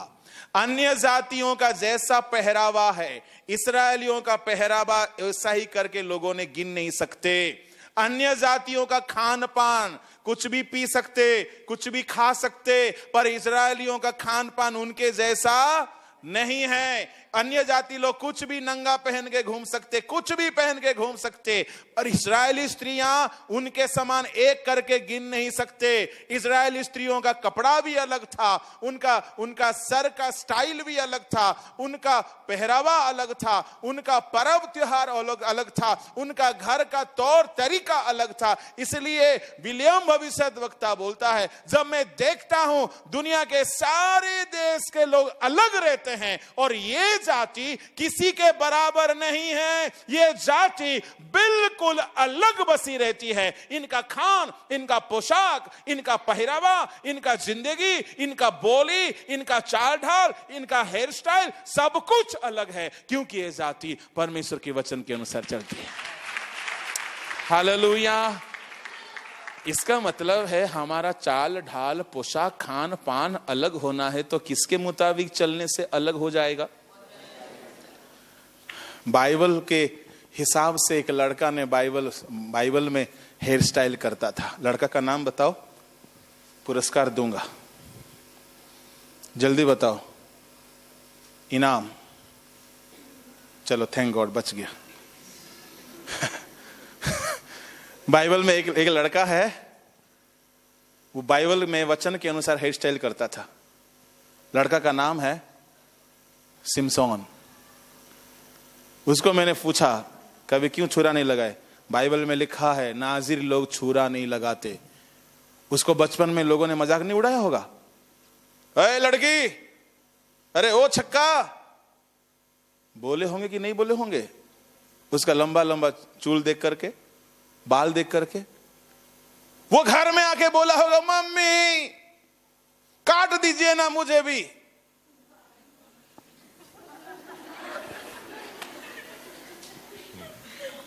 देखो कितने तेज है लोग। मेरा भी सर को थोड़ा सा ठीक कर दीजिए, जैसे आजकल का लोग करते हैं ना। क्या ये साइड छील दिए हैं, ये साइड भी छील दिए हैं, और ऊपर में अनानास जैसा है।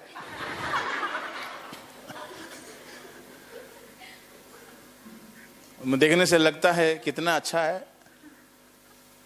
जंगल झाड़ी में बहुत ज्यादा जानवर रहेंगे, जुई वगैरह, फैमिली के साथ रहेगा, फैमिली प्लानिंग करते रहेगा। क्या सामसन को कभी भी मन नहीं हुआ होगा? बाकी सारे लड़के अच्छे से काट करके अपने जंगल झाड़ी को ठीक करके घूम रहे, और ये देखो तो लड़कियों की तरह पूरा फैला हुआ है। लोगों ने कितना चिढ़ाया होगा। उसका मम्मी को आके बोला होगा, मम्मी मेरा भी सर का बाल को सजा दीजिए।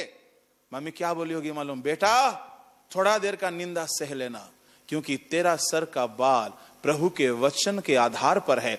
एक दिन आएगा तो इतना शक्ति पाएगा, तेरे सारे दोस्त लोग तेरे बराबर नहीं कर सकते, क्योंकि तेरे सर के बालों में तूने परमेश्वर के वचनों को माना है। Hallelujah, hallelujah. उसीलिए मैं कहता हूं जवानों को, आपकी कपड़ा भी ऐसा मत पहनो जो बॉलीवुड वाला पहनता है। सबसे गरीब लोग वहां है, इतना छोटा छोटा पहनता है तो गरीबी ना है ना। हमारे एक दोस्त पादरी गए थे मुंबई जाकर के समुद्र घूमने गया। समुद्र घूमने जाकर के फोन करता और बोलता, भैया यहाँ के लोग बड़ा कंगाल है रे, इनके पास कपड़ा लता नहीं है। तो हमारे दोस्त बोला, तुम वहां काहे गया? वहां कंगाले लोग लेता है, वहां मत जाना, चर्च में जाओ, चर्च में अमीर लोग रहता है। बॉलीवुड में जो पहनते हैं वो आप नहीं पहन सकते। बॉलीवुड जैसा चलता है आप ऐसा नहीं चल सकते। आपका कपड़ा भी प्रभु के वचन के आधार पर हो। आपका खान पान भी, कुछ भी आप नहीं खा सकते। क्यों मालूम है? जो वचन के आधार पर खाया था एक लड़का, कौन है वो लड़का? दानिएल। वो लड़का दुनिया का श्रेष्ठ पोजीशन में गया, राजा के बाद उसी का नाम आता था। सुनो, धरती में कोई वचन के अनुसार चल करके कभी भी नीचा हुआ नहीं है।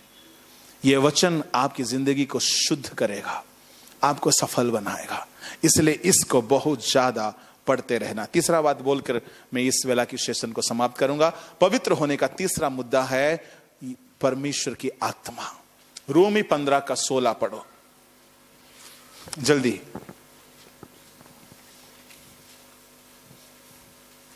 और एक जन निकालो पहला पत्रस 1:2। कि मैं अन्य जातियों के लिए मसीह यीशु का सेवक होकर परमेश्वर के सुसमाचार की सेवा याजक के समान करूं, जिससे अन्य जातियों का मानो चढ़ाया जाना पवित्र आत्मा से पवित्र बनकर ग्रहण किया जाए। किसके द्वारा पवित्र होकर? पवित्र आत्मा से। पवित्र आत्मा से। पहला पत्रस 1:2।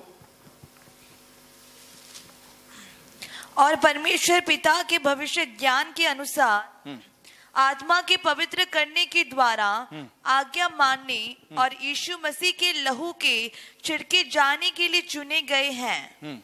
तुम्हें अनुग्रह और शांति बहुतायत से मिलती रहे। उसमें नहीं लिखा है पवित्र आत्मा के द्वारा पवित्र होकर? एक में होगा शायद। और परमेश्वर पिता के भविष्य ज्ञान के अनुसार आत्मा के पवित्र करने के द्वारा। आत्मा के पवित्र करने के द्वारा।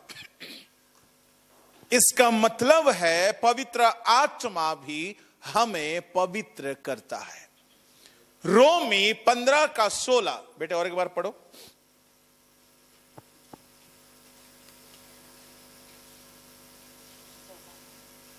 कि मैं अन्य जातियों के लिए मसीह यीशु का सेवक होकर परमेश्वर के सुसमाचार की सेवा याजक के समान करूं, जिससे अन्य जातियों का मानो चढ़ाया जाना पवित्र आत्मा से पवित्र बनकर ग्रहण किया जाए। अन्य जातियों का चढ़ाया जाना पवित्र आत्मा से पवित्र होकर किया जाए।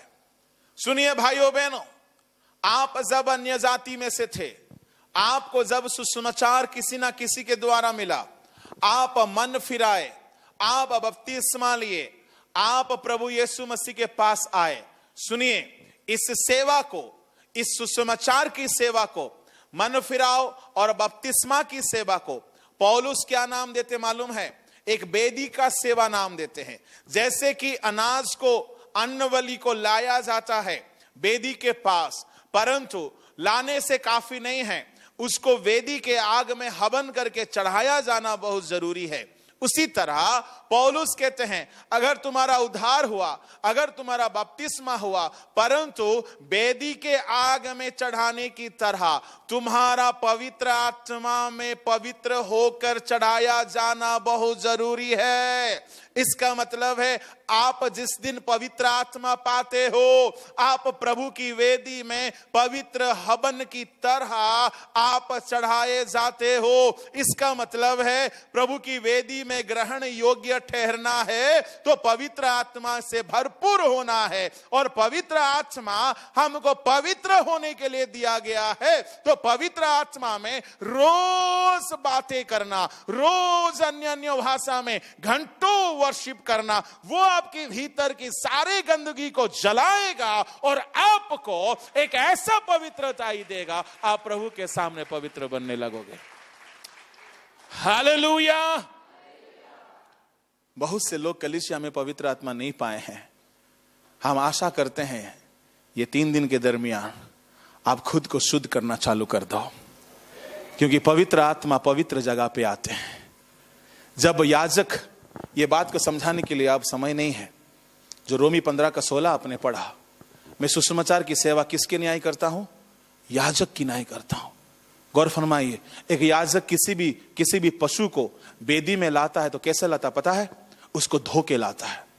लेवी पहला अध्याय में जब किसी मेमना को बलि करता है, उसकी अंतड़ियों को जल से धोता है, उसकी पैर को धोता है, उसकी खाल उतारता है, उसको टुकड़े टुकड़े टुकड़े करता है, करके वेदी में लाता है। क्यों अंतड़ी धोता है? क्योंकि अंतड़ी में गंदगी रहता है, मैला रहता है, पशु का मल रहता है। अंतड़ी को धोता है और सारे पूरे जानवर के सारे अंगों में से सिर्फ 2 अंग को धोता है। लेवी 1 अध्याय पूरा पढ़ लेना, वहां बलिदान की विधि के बारे में कहा गया। लेवी पहला अध्याय, उस जानवर को जब वध करता है, टुकड़े टुकड़े करता है, इससे पहले कि उसको वेदी में लाए 2 अंग को धोना अनिवार्य है। कौन कौन सा अंग?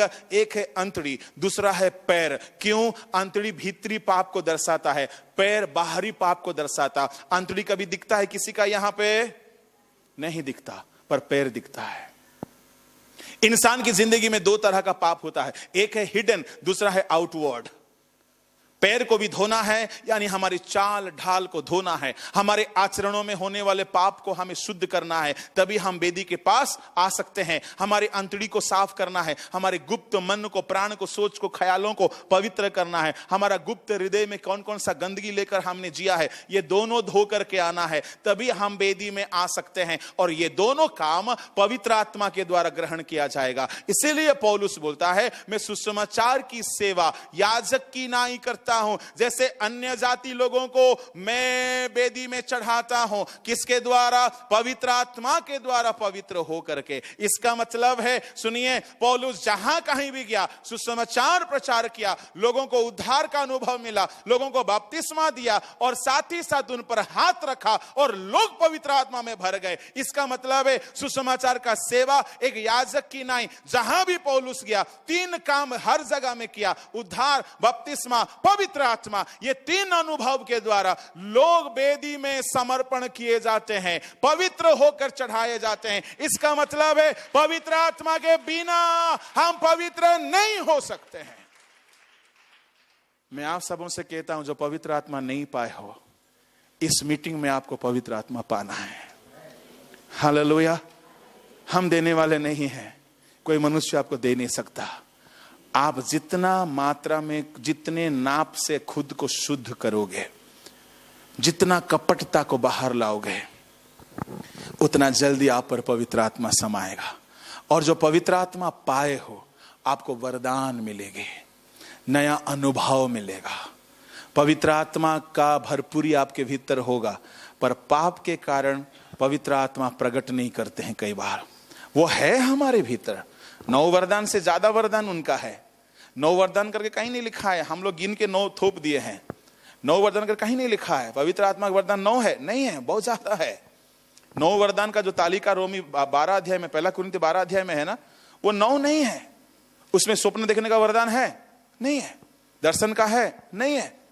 बहुत सारा वरदान है, अनगिनत वरदान है। पवित्र आत्मा आपके भीतर आएंगे तो एक एक करके प्रकट करेंगे। जितना ज्यादा साफ होगा, उतना पानी सप्लाई होता है ना नल में, जितना नल साफ रहेगा, उसी तरह आप जितना ज्यादा पवित्र आत्मा को प्राप्त करके पवित्र बनोगे, उतना ज्यादा पवित्र आत्मा आपके जरिए से काम करेंगे। मैं कहना चाहूंगा, हर कोई को फुल टाइम पादरी होने की आवश्यकता नहीं है। किसी किसी को यूसुफ भी बनना चाहिए, किसी किसी को दानियल भी बनना चाहिए, किसी किसी को कुरनेलियुस भी बनना चाहिए। परमेश्वर जिसको जैसा नौकरी के साथ सेवा देगा, किसी को व्यापार के साथ सेवा देगा, परंतु सारे व्यापार और नौकरी के साथ सेवा करने वाले पादरी साहब के अधीन में होकर सेवा करना चाहिए। क्योंकि कलीसिया का सिस्टम और कस्टम यही है। पहले जमाने में, पहले शताब्दी में सारे के सारे लोग सेवा करते थे, परंतु सब पतरस के अधीन में थे। यहां तक कि पौलुस भी पतरस और यूहन्ना और कैफा इनके साथ दाहिने हाथ की सहभागिता रखा था। मैं आपसे कहना चाहूंगा, आप पवित्र आत्मा की शक्ति को पाओगे, आपके द्वारा पहला तो आप पवित्र बन जाओगे,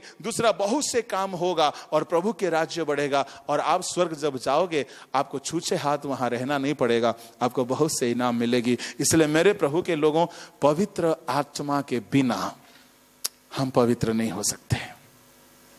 3 दवाई आपके सामने में रखा, जो आप लोगों को मालूम था, बस उसका इस्तेमाल के बारे में थोड़ा सा मैंने ऐड किया। हालेलुया। वचन का इस्तेमाल कैसे होगा? ज्यादा पढ़ोगे और सुनोगे। लहू का इस्तेमाल कैसे होगा? पश्चाताप करोगे तो लहू धोने लगेगा। पवित्र आत्मा का इस्तेमाल कैसे होगा? मुंह खोल के आराधना करो, घंटों अन्य अन्य भाषा बोलो। पवित्र आत्मा आपके भीतर की सारे गंदगी को जला के आपको शुद्ध करेगा। ये 3 मेडिसिन है, ये 3 उपाय है जिससे हम पवित्र होंगे। और पवित्रता एक ऐसा तरी है जो हमें सूखने, हालेलुया, कुछ चट्टान पर गिरा और सूख गया। क्यों? तरी ना मिलने से। तरी क्या है? पवित्रता।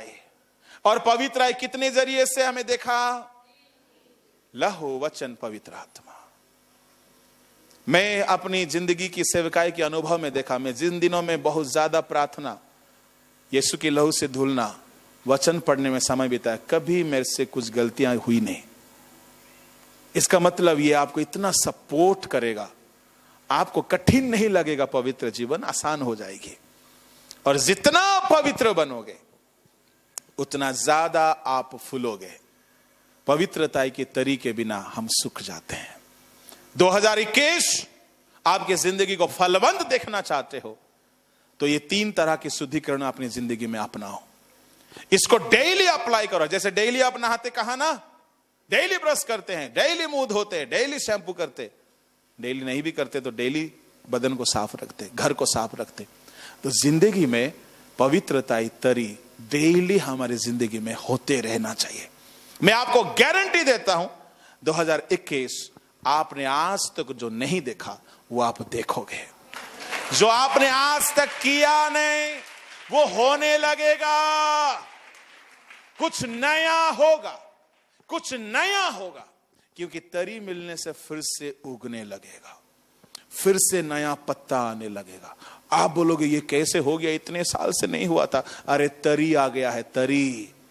तब कैसे उगेगा नहीं, कैसे फलेगा नहीं, नया नया फूल गुलशन आएगा, खुशबू होगा, फल होगा, तो क्या होंगे, बहुत से लोग आपके पास आएंगे। आप चाहते हैं ना लोग हमारा इज्जत करे, हमारे पास आए, फल होगा तभी ना आएंगे। पत्ता होगा तो कौन आएगा? चरवाहा आएगा, पत्ता काट के ले जाएगा, और कोई नहीं आएगा। फूल होगा तो मक्खियां आएंगे, मधुमक्खियां आएंगे, ले जाएंगे, दवाई बनता है। फल होगा, 2 तरह के लोग आएंगे, भोजन पाने के लिए आएंगे। आप बहुतों को भूखा मिटाओगे। दुनिया भूखा है, पर आपको तरी मिलते रहेगा तो पत्ते भी होंगे, फूल भी होंगे, फल भी होंगे। बहुत से लोग आपसे मदद पाएंगे, बहुत से लोग आपसे आशीषित होंगे। मेरे अजीज खुदा के लोगों, 2021 को हमको सूखा रूखा नहीं रहना है। 2021 में हमें खुद को फलवंत बनाना है। आमेन, आमेन, हालेलुया। ये पवित्रता से ही होगा। इसलिए किसी तरह का गुप्त पाप को छुपा के रख के आप कभी भी नया साल में मत जाओ। कोई भी पाप आपके भीतर में है तो उसको इसी घड़ी यीशु के लहू में धोकर हटा दो। वचन सुनते सुनते अगर आपको चुभने लगा कोई बात, तो आज उसी पाप को हटा दो। और थोड़ी देर के बाद हम पवित्र आत्मा की शक्ति से भरकर पाप को जलाकर खुद को पवित्र होने के लिए समर्पण करें। आइए अपनी आंखें बंद करें। हालेलुया। सब कोई अपने आप को समर्पण करें।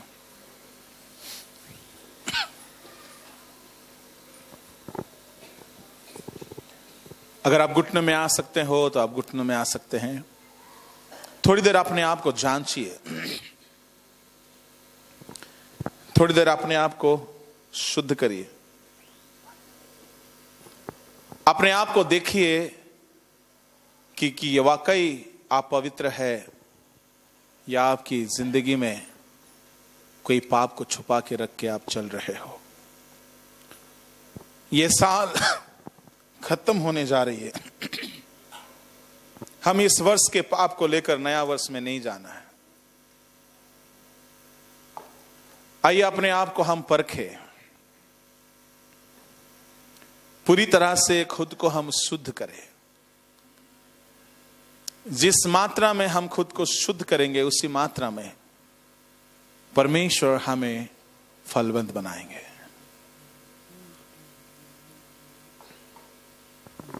यीशु का लहू, यीशु का वचन और पवित्र आत्मा हमें शुद्ध करते हैं।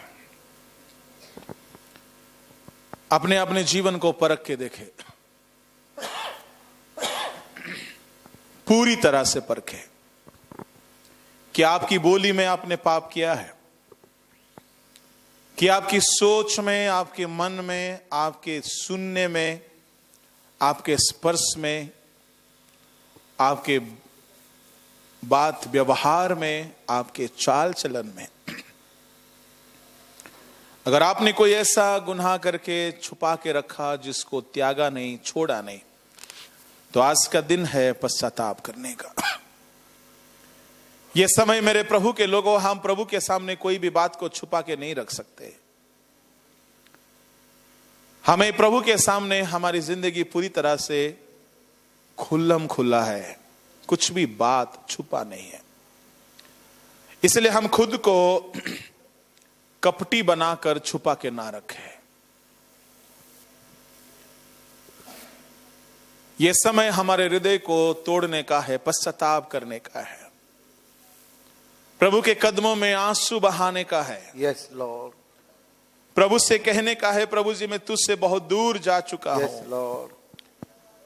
प्रभु जी तेरी ना मिलने से मेरा जिंदगी सूख गई है। Have it. मैं बहुत से बातों में प्रभु जी दुर्बल पड़ गया हूं। मेरे घर में खुशियां नहीं है पिताजी। मेरे घर में प्रभु जी वो खुशी की लहर पहले से जैसा नहीं है। प्रभु मेरी जिंदगी में बहुत सी जगह में मैं जहां गलत नहीं करना चाहिए था मैंने किया हूं। मेरे प्रभु के लोगों, थोड़ी देर हम खुद को शुद्ध करने में समय बिताएं, पूरी तरह से अपने आप को समर्पण कर डाले, क्योंकि उसका लहू उन लोगों को मिलता है जो पापों को मानते हैं, जो पश्चाताप करते हैं।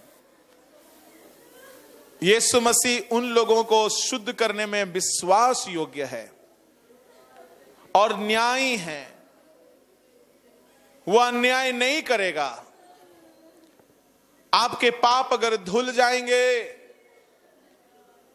आपका जिंदगी को तरी मिलने लगेगा, पवित्रता की तरी, यीशु की लहू रूपी तरी। तेरे लहू से बने बिगड़े काम,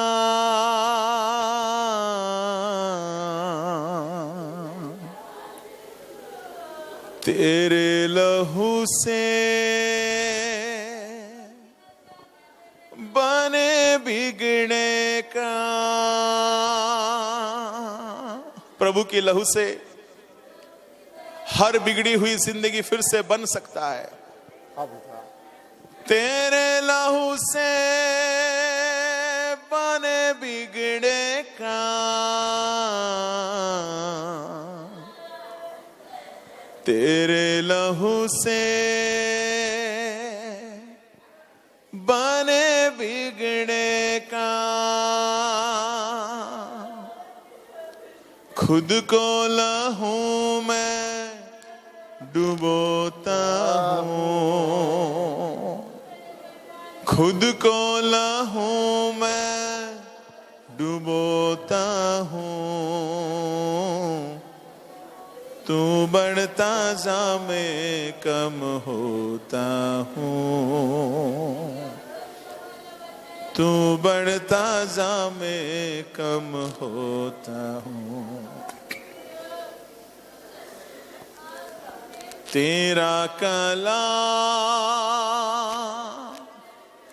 जीवन रोटी,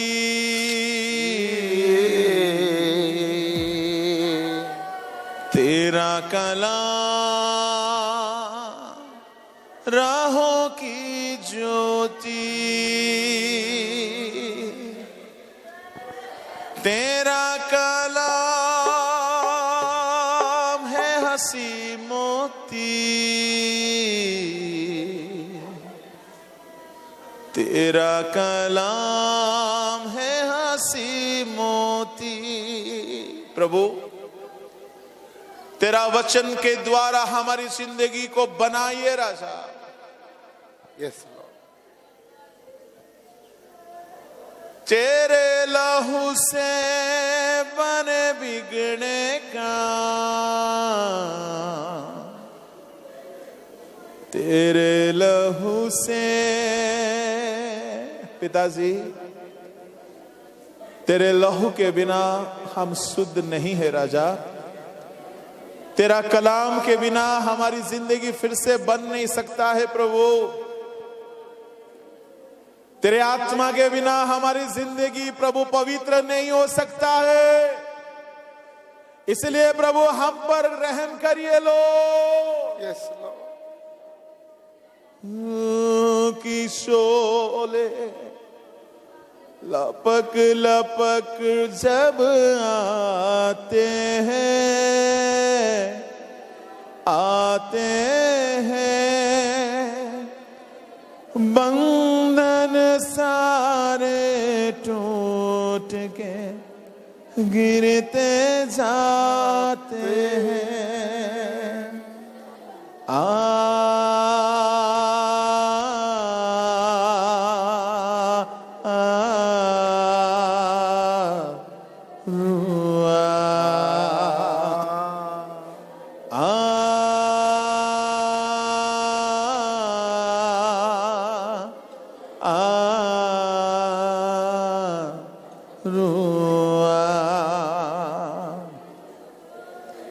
रू के शोले लपक लपक जब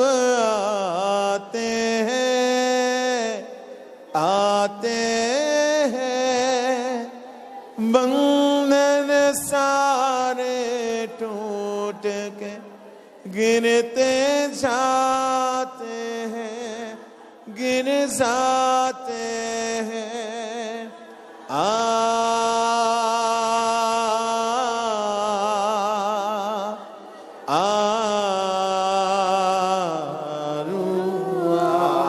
सब कोई समर्पित हो जाए।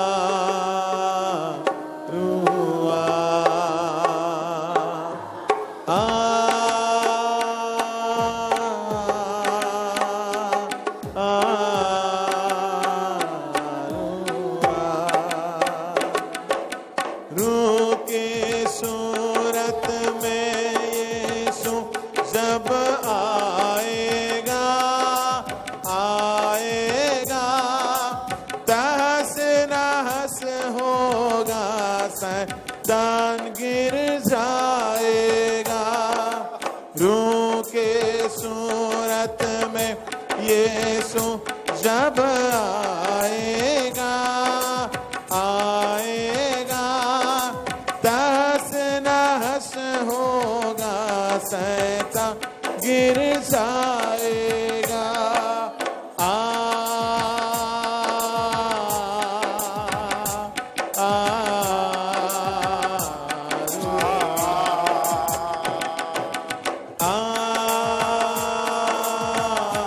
कोई तालियों के साथ अपनी आवाज उठाकर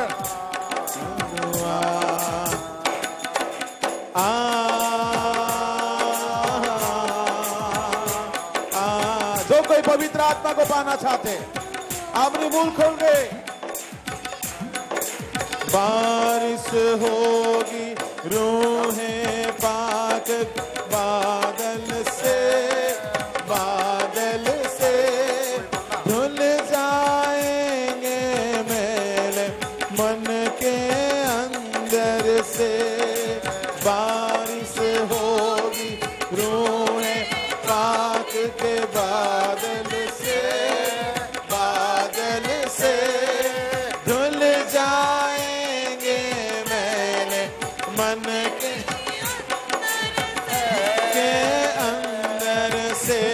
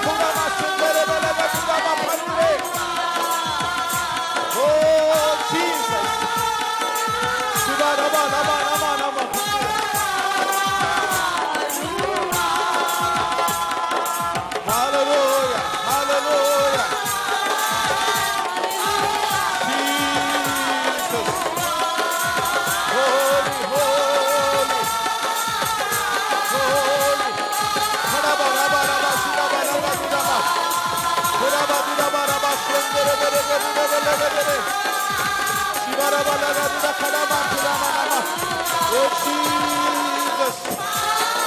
Hallelujah, hallelujah, hallelujah, hallelujah, hallelujah, hallelujah, hallelujah, hallelujah.